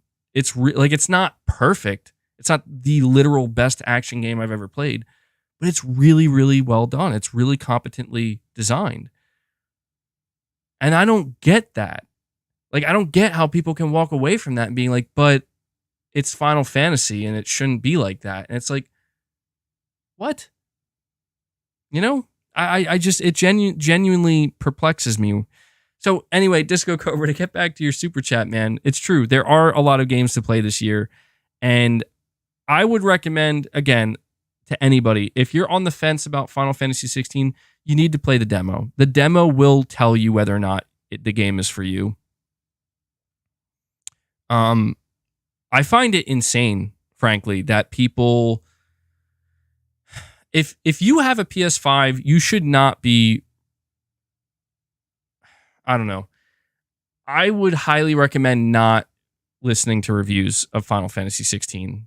Good reviews or bad reviews. I would highly recommend just play the demo and you will know. Like, you will know what this game is and whether or not it's for you. And that's that. That's my recommendation. So I really appreciate that super chat, Disco Cobra. Laman, you're saying you were on the correct tweet from Juggernaut13. All right, I'll go check that in 1 second. Perfect image, you're saying first system, Magnavox Odyssey 72, Atari 2600, late 70s Nintendo, Mattel and Philips, Sega and SNES 80s, 90s Sega Saturn, PS1, Sega Genesis 2, N64, Sega Dreamcast, and so on. Yeah, console, dude, there's been so many consoles, man. I don't think consoles are ever going to go away. The history of console gaming is very fascinating. I'm going to have to do like a deeper dive into it. Cuz like I'm really familiar with like the 90s and forward. Anything like before the 90s, I'm much less familiar with and not very well versed on. So I might do some research. And Salvazard06, thank you again, man. You're saying NBG Ubisoft would be an interesting get, but they would have to be gutted in order for Sony to acquire them. They're too bloated. Could you imagine the backlash towards Sony if they did that? LOL. That's true. Yeah, you are right about that. The overhead, the amount of overhead, the amount of employees that Ubisoft has, it's truly just a nightmare scenario for any company if they were to try to acquire them. And you know, you talk about the pros and the cons. I do think that the cons in the case of Ubisoft outweigh the pros. But you know, when you look at Ubisoft's lineup, I think it's looking pretty good. Like I think Ubisoft is on a pretty decent path right now if they can really deliver with some of these games, and I think they'll be okay. Did you guys see that Ubisoft recently took a shot? It seemed like at Microsoft, but obviously other companies as well, where they're like, we're more focused on building new things rather than just buying things. Did you guys see that? I thought that was kind of a little cheeky thing coming from Ubisoft. Sounds like they're a little bit upset. I think Ubisoft is a little bit salty that no one will buy them. Oh, man, that's so funny to think. But, Laman, let me go check one more time, man. Saying Juggernaut 13.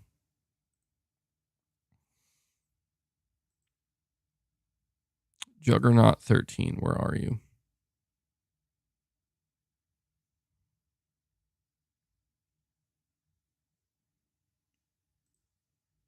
Why can I not? I have more replies on this than I expected. Oh, okay. That was you. Juggernaut 13. This is a thread from William Aguilar. A comprehensive list of studios PlayStation could acquire by partial ownership with influencing stakes in or gain license agreements from. It's updated from June 14th, 2023. My God, that's a massive list, dude. Holy shit. That's so recently acquired Firewalk. This chart from William Aguilar, the studios that are likely, he puts these studios under the likely category. Arrowhead, they're making Helldivers 2. First Contact Entertainment, they're making Firewall Ultra for PSVR 2. Ember Lab, which we know worked on Kena Bridge of Spirits. And White Moon Dreams, which is a support studio that helped with Kena and Returnal. So I agree with that, actually. All 3 or 4 of those studios, I think they are actually likely for Sony to acquire. Man, the amount of studios that he lists as 50-50, though, that's a large list of studios. Square Enix, Level 5, Capcom, Konami, Ballistic Moon, Jetpack Interactive, Mutan, Wushu, Shift Up, Psy Games, End Dreams, Other Ocean, Slow Clap, Hazelight, Polyarch, Tri-Ace, UD0 Games, Unseen. I mean, a lot of these I've never even heard of. Mediavision, Remedy, That's No Moon, Impulse Gear, Servios, Tangent, Hello Games, Skydance. Yo, Sony should buy Hello Games and acquire No Man's Sky. There's their Starfield competitor. That would be so funny. CyberConnect 2, Mihoho, Koei Tecmo, Techland, Falcom, Bandai Namco, Arc System Works, Don't Nod, Deck 9, Telltale, Warner Games. Oh my God, so many. Young Horses, Way Forward, Platinum Games, Owlcat, Larian, Rebel Wolves, Humanoid, Dreamhaven, IO Interactive, Take-Two, Creative Vault, Ilphonic, Lucid, Bloodstream, Virtuos, Annapurna, Crytek, Thai Games, NCSoft, Game Science, Nacon / Spiders, Natsumi, Nippon, Deviation. I would put Deviation as unlikely. Interesting. That's a lot. Yeah, that's a lot of potential studios, man. That's a lot of potential studios. I don't know, man. Sony, to me, it seems like Sony is not as aggressive as I would have expected them to be. And I think it's because, I don't know, man. I think it's because they are, from what I can tell, it just seems to me like Sony is very, very, very particular about the type of studios that they're willing to acquire. Like, they really need to believe in a studio and believe in their potential. And that's, that's why it's like, I don't know how to feel about Firewalk or Haven because we just saw CG trailers, but I don't know, man. I have to imagine that these studios are working on what seem to be pretty damn good games, because I don't see why Sony would just flat out acquire them. That's a very unlike Sony to do. Let's see. I see somebody in the chat saying they think Starfield's going to get a 78 on Metacritic. Damn, dude. I doubt it. I doubt that. Sage Caesar, you're saying, hi, MBG. Me and my dad are watching you live right now. My dad is your #1 fan. Do you mind saying hi, Erwin from London, United Kingdom? Well, yeah. Hi, Erwin from London, United Kingdom. Thank you for being my #1 fan. Appreciate that, Sage Caesar. And shout out to you guys for tuning in. I appreciate that. I'm glad you enjoy the content. It's always crazy to think that people from, all different parts of the world are tuning in here and listening to me, hanging out with me. Good stuff, man. Good stuff. Yeah, we have a great community here. I mean, don't get me wrong. Things can get a little toxic at times, but that comes with the territory. It's bound to happen. You're getting W's in the chat, Sage. W's in the chat. All right, let me see here.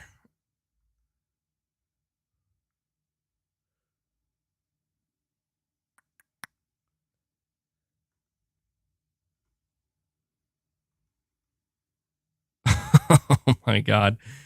Sorry, I'm checking to see if there's any other.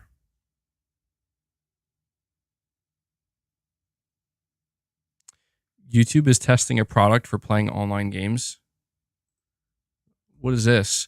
YouTube is internally testing a product for playing online games, according to an email sent to employees at parent company Google, signaling ambitions to move beyond video hosting into games that can easily be played and shared between users. Google recently invited employees to begin testing a new YouTube product called Playables, which gives users access to games on mobile devices or desktop computers, according to the email, which was viewed by the Wall Street Journal. The games available for testing include titles such as Stack Bounce, an arcade game in which players attempt to smash layers of bricks with a bouncing ball. According to a screenshot of the product, users would be able to play the games instantly via their YouTube site on web browsers or the YouTube app via devices running Google's Android and Apple's iOS mobile systems. What?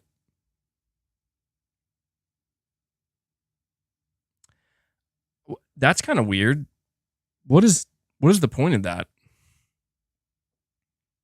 Like, what is that supposed to achieve, though? Like, I'm genuinely confused right now. Is it just to keep people on YouTube, like, distracted or something? I don't. YouTube Stadia. Yeah, I guess this is like Google Stadia coming back. To play with streamers? Yeah, I'm not really sure. I just came across that randomly. That's very strange. Saying it will probably have ads. Yeah, I mean, I assume it's something they want to make money off of. Interesting. I came across this as well. This is kind of interesting. I'm not seeing anybody talk about this, but it might. I don't know. So there's this post on Gaming Leaks and Rumors. Naughty Dog lead editor indirectly says to take Bloomberg's report on Naughty Dog's The Last of Us multiplayer with a grain of salt. And I saw this. This was. Let me find it real quick. The tweet was deleted. All right, so the tweet was deleted, but yeah, I did see this, and it was basically a Naughty Dog developer kind of taking a shot at Jason Schreier and the article that was put out. Sage, I see you saying thank you so much, MBG. My dad watches your lives when he has time because he's really busy with work. Oh, you're welcome, man. That's always cool to see. I'm glad I could make your day, man, or something along those lines.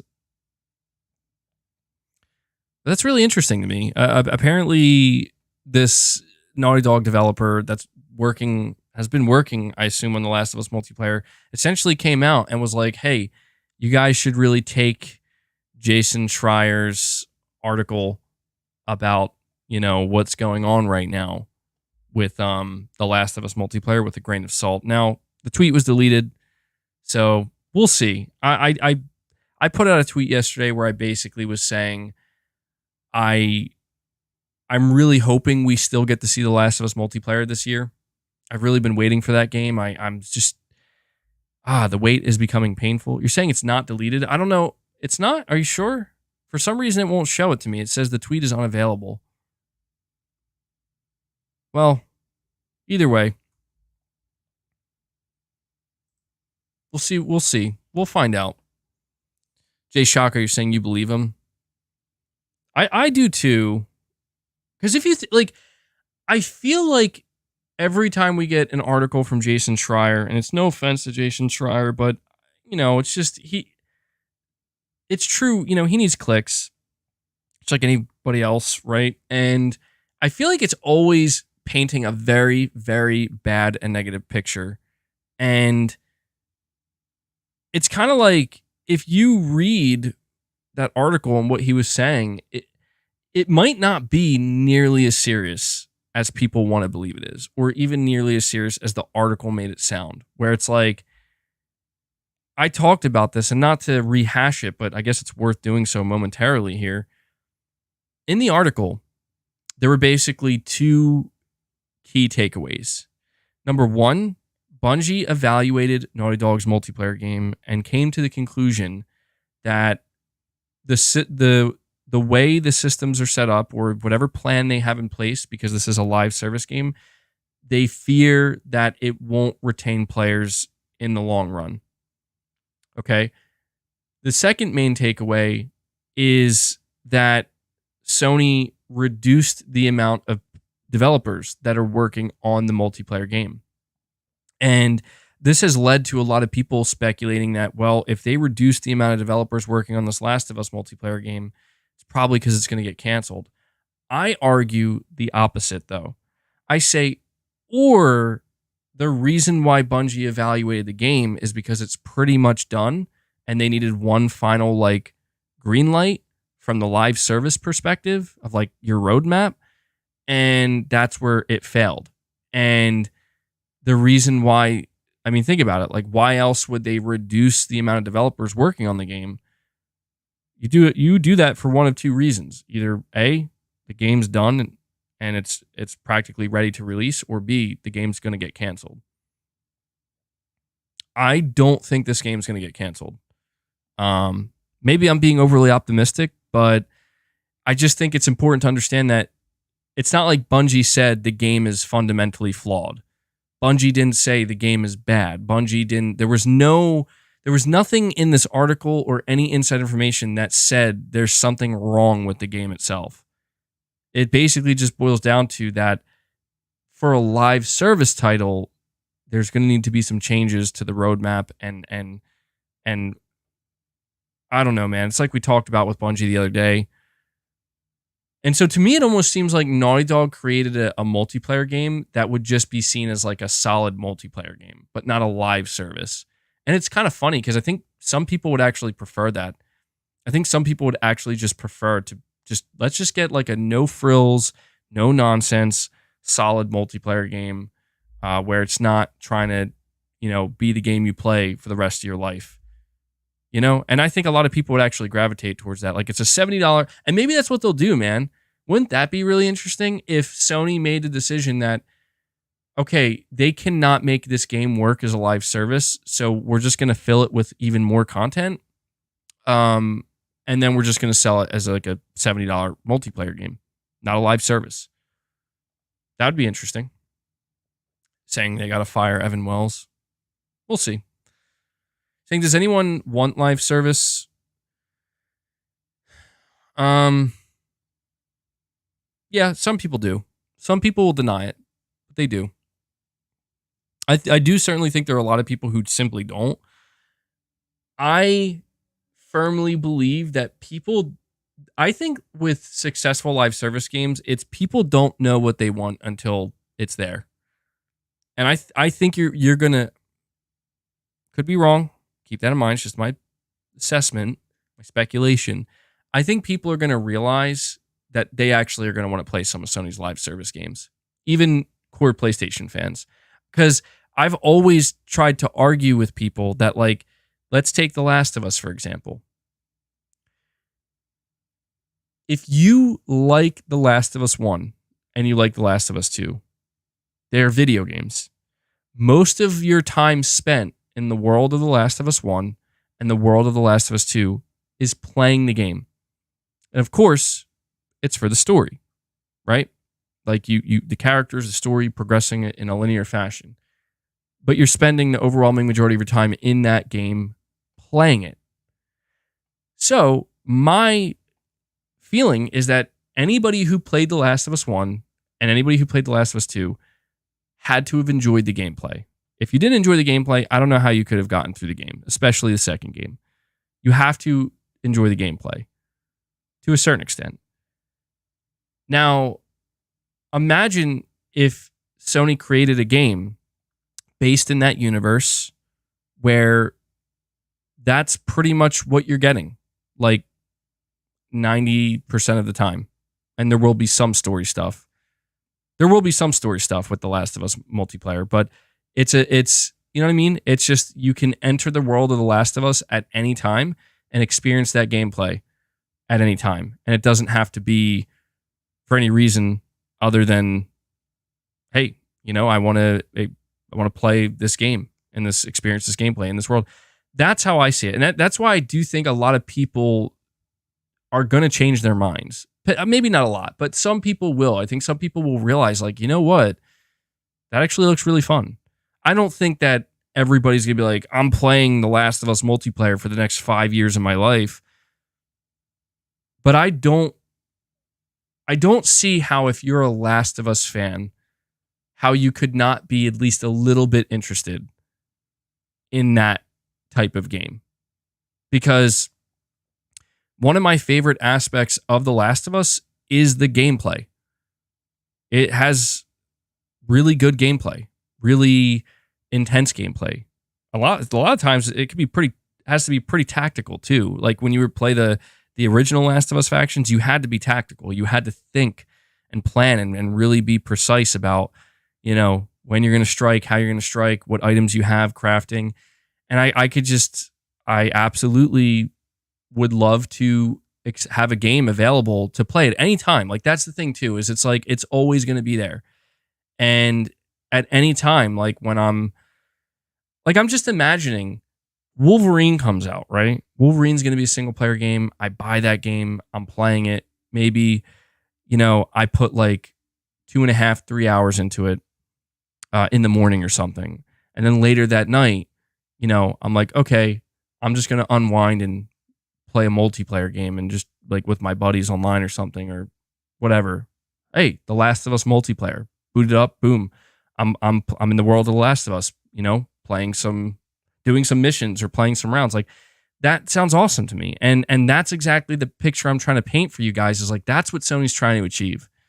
You know, Sony wants people to Sony wants a way for people to just continually come back to their games, because Sony knows that everybody's going to be there for the single player games. Everybody's going to buy these single player games in droves. But, you know, think about like Horizon Forbidden West right now. You know, how many people are playing Horizon Forbidden West right now? I'm sure there are some people, but not many. How many people are buying Horizon Forbidden West right now? Probably not that many. So again, still some people, and it'll be a game that continues to get some sales, you know, throughout the remainder of the PlayStation 5's life. But now imagine if there was a Last of Us, or a Horizon multiplayer game right now that was constantly being updated. How many people do you think would be playing that? I'll tell you, a lot more probably than people who are playing Horizon Forbidden West single player right now. So yeah, if you look at it through this lens, sticking with Horizon, right? Close to 10 million people have bought Horizon Forbidden West. I mean, it's probably sitting around like 9 million right now. It'll definitely hit 10 million at some point. Out of those 10 million people, how many do you think would be interested in a multiplayer Horizon game? Probably at least a fair chunk would be interested enough to try it out. And certainly a chunk of them would stick to it, be like, wow, I really like this, you know? Like, this is more of what I like, to a certain extent, gameplay-wise anyway. So, yeah, it's going to be really interesting, man. I didn't mean to go off on the side tangent, but I don't quite understand, and I don't agree with the general sentiment from a lot of people where it's like, I hate games as a service. I hate multiplayer games. This is the worst decision Sony's making. Like, it can be, yeah, it could turn out really bad. But, you know, I'm not against the idea of Sony giving me a reason to keep coming back to some of their games. I really don't see a bad thing there. You know, especially if these are games that are in universes that are already established that I already enjoy. I really don't see a problem with that. Like, you know, people have been begging Sony for a new first-person shooter for years now. For years, you know? And they have a new AAA first-person shooter that they just announced. Granted, I get it. I'm not saying people should be hyped about it. Don't be hyped. We only saw a CG trailer. We have no fucking idea what this game's going to look like. The point is, it's a AAA first-person shooter, and Sony was so impressed by it, they bought the studio that made it. It's coming out next year. At least that's what it's targeting. You know, like, I don't think it's going to be all bad, guys. I don't. I really don't. I think people are... I think they're jumping the gun a little bit by assuming that all of the multiplayer games that Sony tries to put out are just going to be trash. I think if they try to force it, it will be trash. If they try to force it in a way where it doesn't work, it will be trash. And that is when you see live service games fail. Live service games, in my opinion, fail when it's either A, forced, or B, just way too derivative and not at all interesting or unique. I feel like the live service games that actually succeed are the ones that have very solid gameplay, something there that tries to make it stand out from the rest, that doesn't necessarily just come off as a pure gimmick. You know what I mean? But something that works. And I don't think all of Sony's live service games will achieve that, but, you know, I have to imagine at least some of them will try to pursue it in that way. So...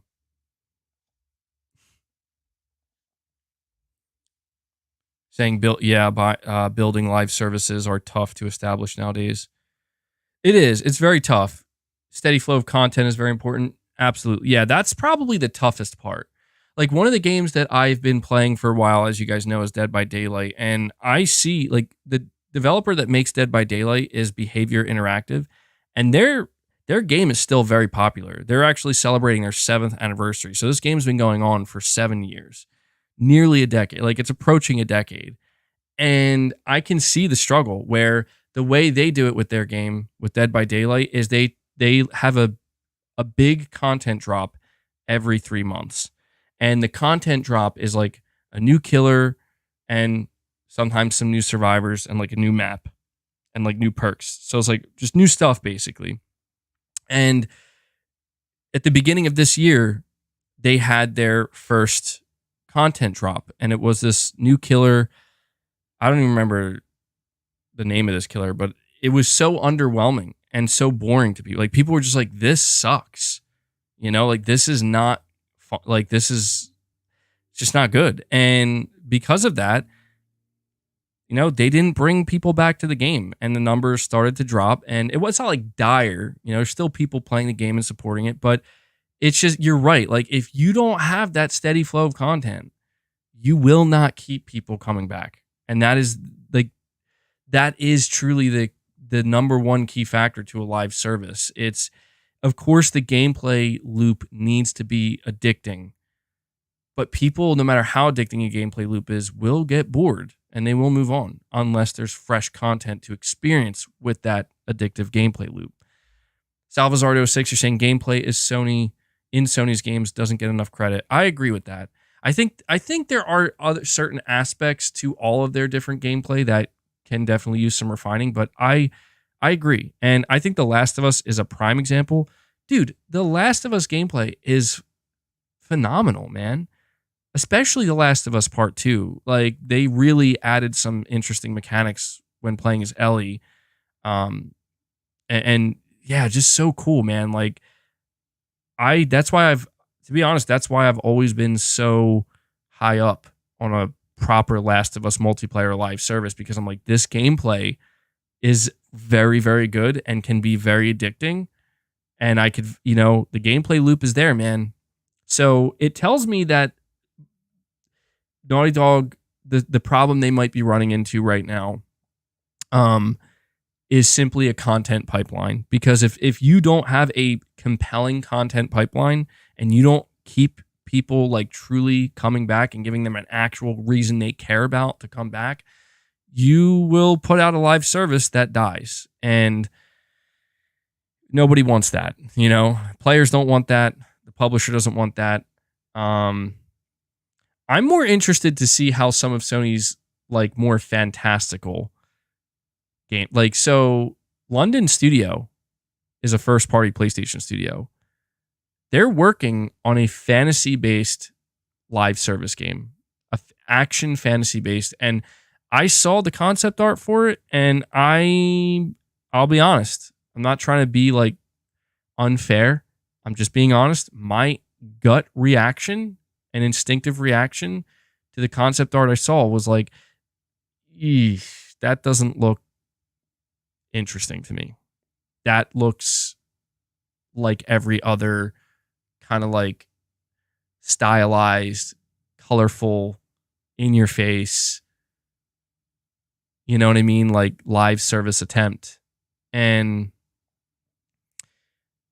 I could be wrong, right? Like graphics are not everything. The way a game looks is not everything. Like gameplay is king. Like they could show that game all for the first time and be like, that actually looks really good and really fun. But it's like, I'm just looking at concept art and I'm a little nervous. You know what I mean? Like I'm a little nervous. London Studio, they've never made a game like this before. And we'll see what happens. I guess like I'm a lot less nervous. Think about like Sucker Punch. You know how much praise Sucker Punch got for Ghost of Tsushima Legends? And you could tell like that was a practice attempt for them. Ghost of Tsushima Legends was Sucker Punch basically seeing like, could we make like a live service multiplayer Ghost of Tsushima game? Dude, Ghost of Tsushima is very similar to Destiny. You know that? There's a raid, there's co-op missions, there's gear, and all these RPG stats, and the gameplay is addicting. You need to work as a team. The only thing is there was no PvP. But Legends, in a lot of ways, like, dude, I think Ghost of Tsushima, you're saying no, it ain't. Well, I mean, I'm talking like early Destiny. I'm not saying it's like Destiny now. I mean, obviously, Bungie's had years to flesh out Destiny and Destiny 2. I just mean, like, if you look at like the basic foundational layout of what Ghost of Tsushima Legends is offering, and like the hook, the base hook of like this type of game, like, dude, it is. Sucker Punch proved with Ghost of Tsushima Legends, like, oh, you guys could fucking nail a live service Ghost of Tsushima game, and people would love it. That's like, and to me, that was like kind of shocking to see, because I'm like, dude, I thought this was just a little like kind of something that was just frankly like shitted out, where it's like, here's just a little extra multiplayer component, enjoy it. And it wasn't, dude. You're saying Destiny is a loot grinder, though? Dude, Ghost of Tsushima is like that too, man. The Legends, like, they have a level cap and it only goes so far, but yeah, you're constantly trying to get new gear. It's really cool, man. Like, it was surprisingly in-depth, and it's just stuff like that where it's like, I think that is just such a easy win for Sony and for Sucker Punch and for Ghost of Tsushima fans, because it's like, I fully expect a full-blown single-player Ghost of Tsushima game. I don't know like which direction they're going to go in. I don't know what they're going to call it, but what I do expect, it's going to be way bigger than the first game in terms of like production value. It's going to be even more refined. They're going to add so many new things to it. But then also having, and like, so with Ghost of Tsushima 1, we put out Ghost of Tsushima Legends, which was like a small, contained multiplayer component that had a lot of live servicey aspects to it, but it had an end point.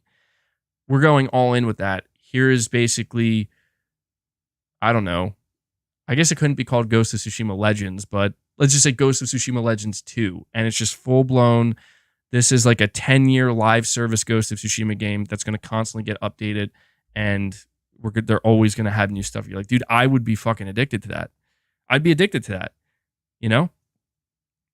Now, here's the thing, though. Like, the idea is, if they put out that Ghost of Tsushima live service game, I don't believe that means Sucker Punch is going to stop making single-player games. I think all it means is they're going to have a certain portion of their development team dedicated to keeping the content flow and keeping the game updated. But then they're going to have another team that's just dedicated to making the single-player game, you know? Or just call it Legends. Yeah, I don't know. I feel like the Ghost of Tsushima name, though. Like, I don't know. What's the sequel to Ghost of Tsushima going to be called? Is it just going to be Ghost of ... whatever the next area of the game takes place in? Or is it just going to be Ghost of Tsushima 2, you know? It's hard to say. A God of War multiplayer PvP game, LOL. They did try that. I don't know. Did anybody play that? I know in I think it was God of War Ascension, they had multiplayer. Was that actually good? That's so funny to think.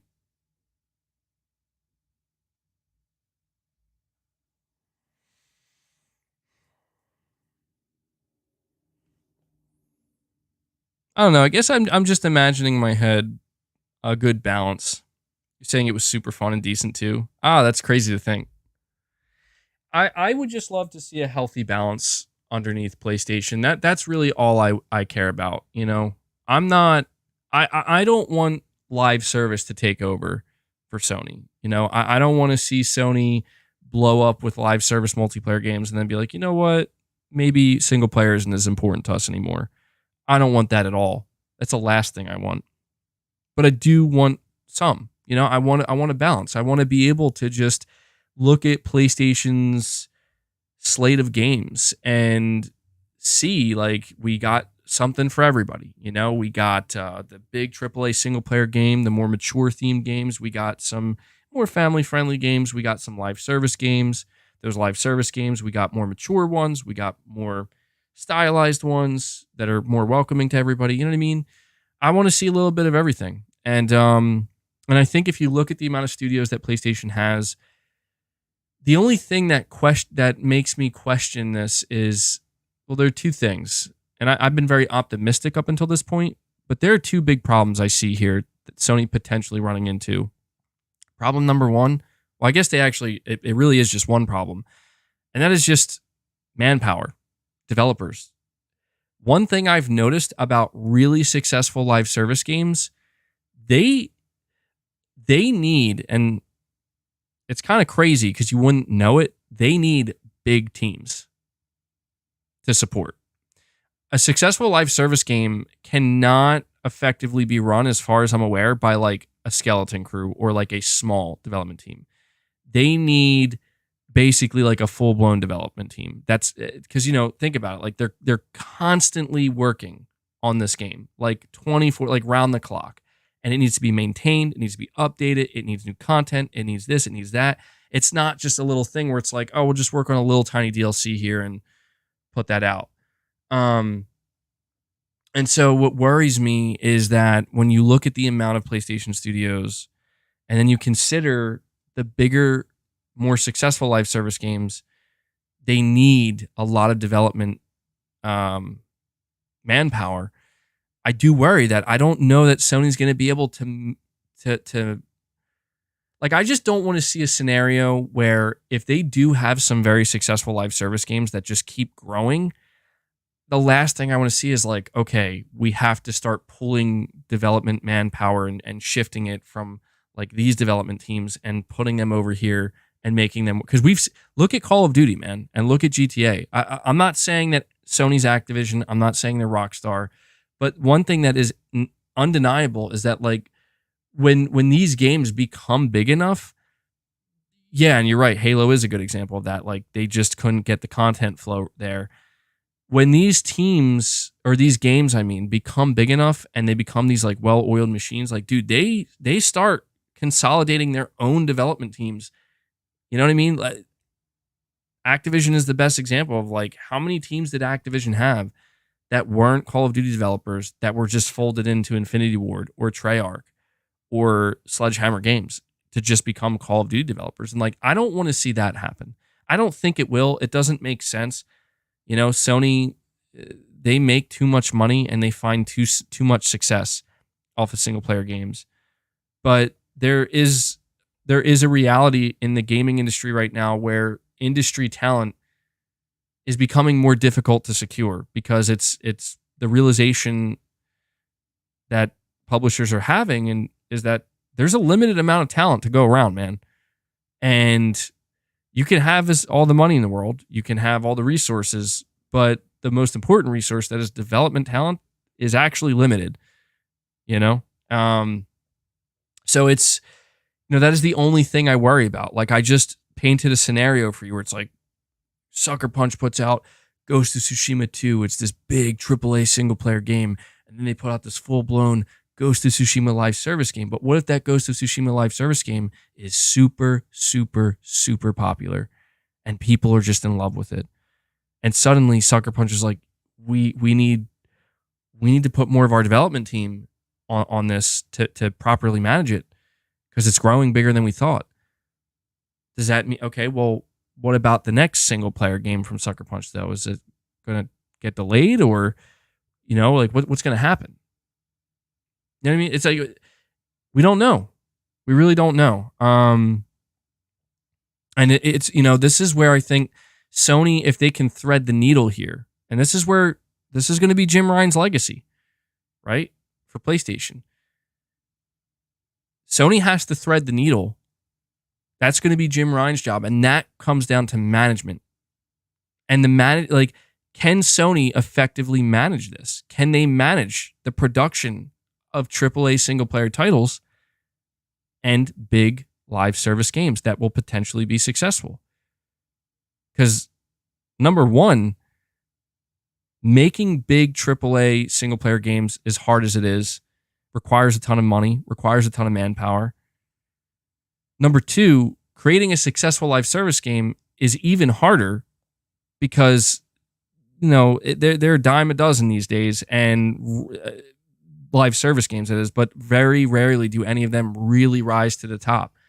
So when you consider these two things and you also factor in that, and resources, that being development talent, is limited and time is limited, time is of the essence, It's a lot, man. It's a lot at one time. And I just really want to see if Sony can properly thread this needle. We got, I think, a pretty good glimpse at Jim Ryan's PlayStation at this PlayStation showcase. We see, okay, we have some live service games coming. We don't know what they look like yet, but they're coming. And we have Spider-Man 2. It's like, okay. And Final Fantasy VII Rebirth. We'll count that as well because that was shown at Summer Game Fest. This is Jim Ryan's PlayStation right now. And I don't feel too bad about it. It's not perfect. Like I feel like the most important thing about Jim Ryan's PlayStation right now is, Jim, I'd really love to see a little bit more, because I feel like you're kind of holding out on us, you know? But generally speaking, it looks pretty good. Like we got Final Fantasy 16 we're playing right now. Spider-Man 2 looks great. Final Fantasy VII Rebirth looks amazing. We know Wolverine's coming next year. So like, we are getting these single player games. We need to see new IP. That I agree with. These live service games are they gonna thread the needle? I don't know, man. I don't know. It's a big bet, and we know very little about them. Oh yeah, there's Silent Hill 2 as well. Is that coming out this year or not? I want to know if Silent Hill 2 remake's coming out this year.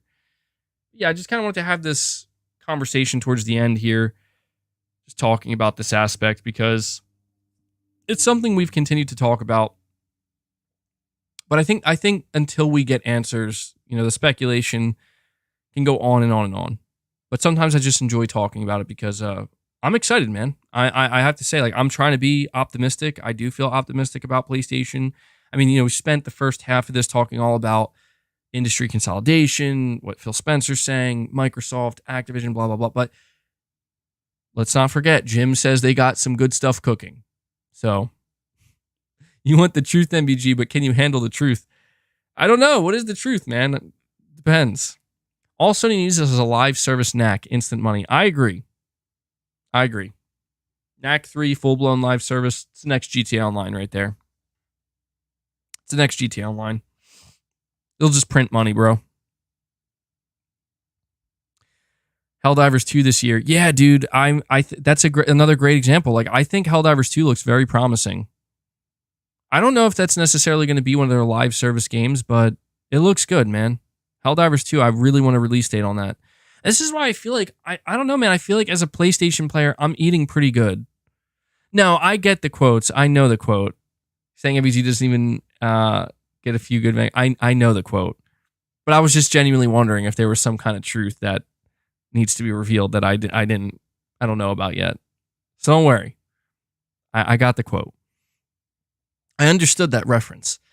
But yeah, man, it'll be fun to see what ends up happening. You will know more next year. Yeah, that's the thing, man, is I am prepared to wait until next year, because we're eating, as far as I'm concerned, I feel like we're eating pretty good. Like, if Final Fantasy isn't your type of game, you're probably struggling. If you're not excited about Helldivers 2, you're probably struggling. If the only game you're looking forward to is Spider-Man, I could see why 2023 feels like a pretty weak year from PlayStation. But for me, and I'm just speaking for me, I feel like I'm eating good, man. I feel like we have like a flood of third-party games coming in the second half of this year. Okay, we have like a flood of third-party games. Sony's, like I said, FF16, Helldivers 2, Spider-Man 2, like, to me, that's a really good, solid second half of the year and a good way to close it out. And then also the beginning of 2024, we're getting Rebirth. So it's like, fuck, man. I can't say Sony doesn't have content and doesn't have a content pipeline. They absolutely do. And I think it's looking pretty good. So, if the price I have to pay for being able to eat good for the next 6 to 7 months is be patient for the next showcase and the next time Sony wants to talk, then okay, so be it. I think just what makes it painful, what makes the wait so painful is this, right? Is like the gaming news cycle right now is literally talking about what Phil Spencer is saying in a courtroom. You know what I mean? And like, I understand people are like, well, you don't have to talk about it. You don't have to. It's like, yeah, but come on. Like what else realistically is going on in the news cycle? I'll see though. Some people have been asking me like, dude, why don't you try making like a different type of content And I was thinking about doing that. I'm not making any promises right now, but I was really thinking about maybe, I don't, again, this, do not hold me to this. Please do not. I probably shouldn't even be sharing it because I don't know if I'm going to do it, but there is a chance I might start making like different types of videos, regarding PlayStation and video games, not necessarily just news videos. So that's something I've been spitballing, thinking about. MBG live from the courtroom. Yeah, dude, apparently some people are watching this stuff. And it's kind of funny. It's kind of funny. Won't lie. Why am I getting spammed with these emails? All right. I think that's pretty much gonna do it for the stream though today, guys. MBG going full-time game as a service streamer. You know what, man? That's not my plan. But I'll tell you, like, dude, there were multiple times, not right now, but in the past, like the past 2 years, I got like heavily addicted to playing Dead by Daylight. Like heavily addicted. I'm just like totally addicted to this gameplay loop. And I'm like buying new killers, and I'm trying new killers, and I'm playing a survivor, the whole thing. I never really brought that to the channel. I did like every once in a blue moon, but I never brought that to the channel because, I am a PlayStation centric channel. Like, I don't think anybody is here to be like, I really want to watch MBG play Dead by Daylight, or I really want to hear MBG talk by Dead by Daylight. Now, Dead by Daylight has a whole community of full-time streamers, full-time content creators, and a lot of them are actually pretty damn successful. But, that's their thing. You know what I mean? That's their thing. I'm not, I had no plans of ever converting my channel, be like, you know what, guys, I'm converting to a Dead by Daylight channel. Peace. No, not at all. Because I like what we talk about here. I like covering the PlayStation content. That is my favorite thing to cover. But if Sony, when they start putting out these live service games, suddenly it's going to make a lot more sense on this channel for me to potentially talk about them and play them and stream them. And the difference, but see, here's the difference though. Somebody might say, dude, how come you're so willing to stream like a multiplayer game? Like if Sony makes, again, like let's say The Last of Us multiplayer, why are you so willing to stream that, but not like Final Fantasy or Spider-Man? And the reason is honestly simple. It's because, dude, multiplayer games, when you get, you get comfortable with them. It's like muscle memory practically. And it's competitive usually, or you're playing cooperatively. When I'm playing these single player experiences that have like stories, I just don't like to stream them because like I'm not focused on the game as much as I should be. I'm missing stuff. I'm losing stuff. And it's just not, for me, it's just not the enjoyable way to experience like these single player story driven titles. I know some people can do that and that's cool, but I can't do that. And that's why like anytime in the past, and it hasn't been often, I would just do like these random streams for like just random multiplayer games at the time that I've been playing. Like I think I did like a Dead by Daylight stream not that long ago, but like in 2021, and got like 7,000 views. And I just did it for the fuck of it, just because it's like, I don't know, maybe people would just want to hang out with me and they don't even care about the game.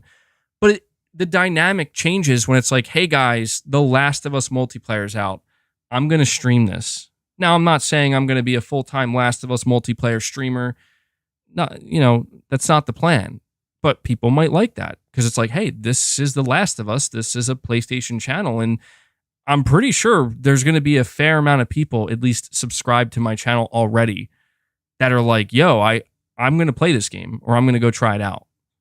See what I'm saying? It just makes a lot more sense to do that than for me to just be like, hey guys, I'm going to stream,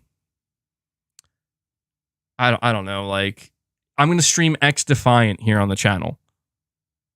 Like I could, and I'm sure some people would tune in, but it like doesn't, it's not necessarily that relevant to my channel and the content that people are tuning in for, because it's a random first person shooter UbiSoft game. You know what I'm saying? So that's one aspect of the multiplayer live service games that Sony's putting out that I think will be interesting, because I don't know, it would just be kind of nice, I guess, to be like, hey guys, I'm going to stream this.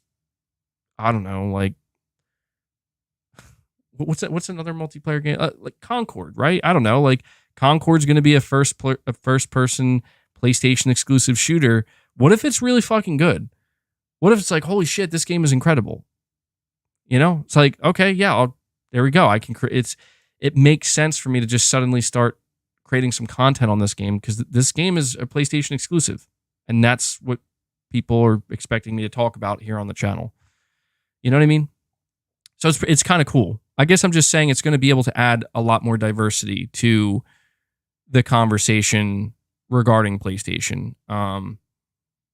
That'll, you know, I have no problem with that. I welcome that. Let me see here. Saying you don't want to hear anybody say there's nothing to play this year. Yeah, I agree, man.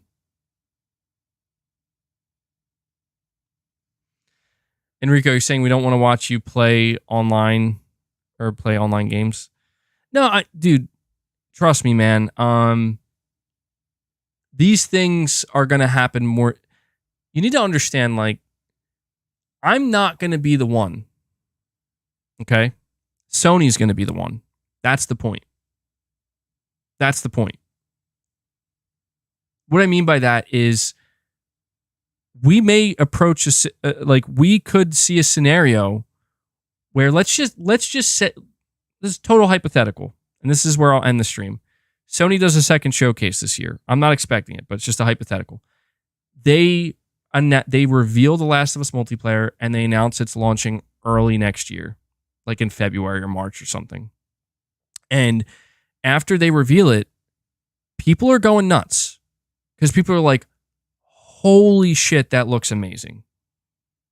Like, it becomes a very big talking point for PlayStation, where people are like, wow, this game looks incredible. Okay? You see what I'm saying? Like, suddenly, I'm pretty sure people are going to want to tune in to see, like, okay, MBG, like, check out the game, man. Like, let's do it, you know? You get what I'm saying? Is this like why do people come? You know what? It's not even worth it. I don't get people who come to the channel, man, where they're just like, I have no life, so I'm just gonna troll. You know, it's like, dude, don't you have like most people who are here, almost everybody who's here, like, they want to be here to listen to me and hang out and talk and interact. You know, Enrico, you're saying it was a joke. Oh, okay. I wish I would have understood that it was a joke, because I'm over here doing like a really deep explanation. Don't even engage. There are crazies out here. Absolutely true, man. That's where we'll end it, man. There are crazies out here. Set it to subscribers only mode. Yeah, I might have to start doing that, dude.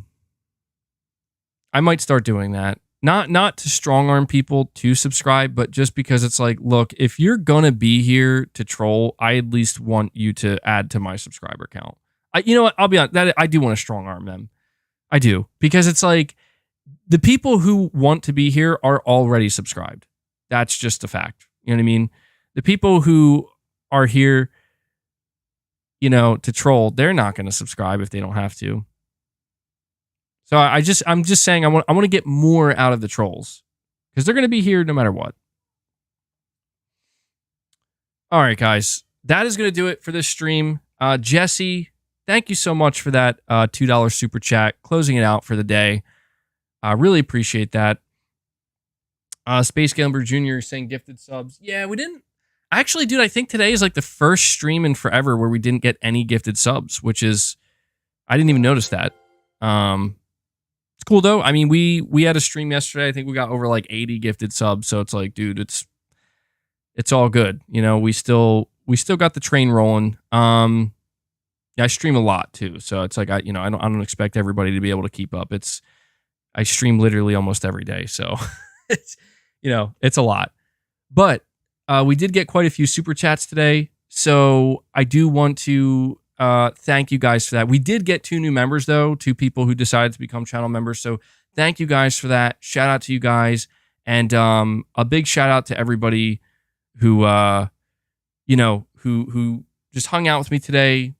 One last favor I want to ask, please, guys, hit that like button on your way out. The like button helps way more than you know.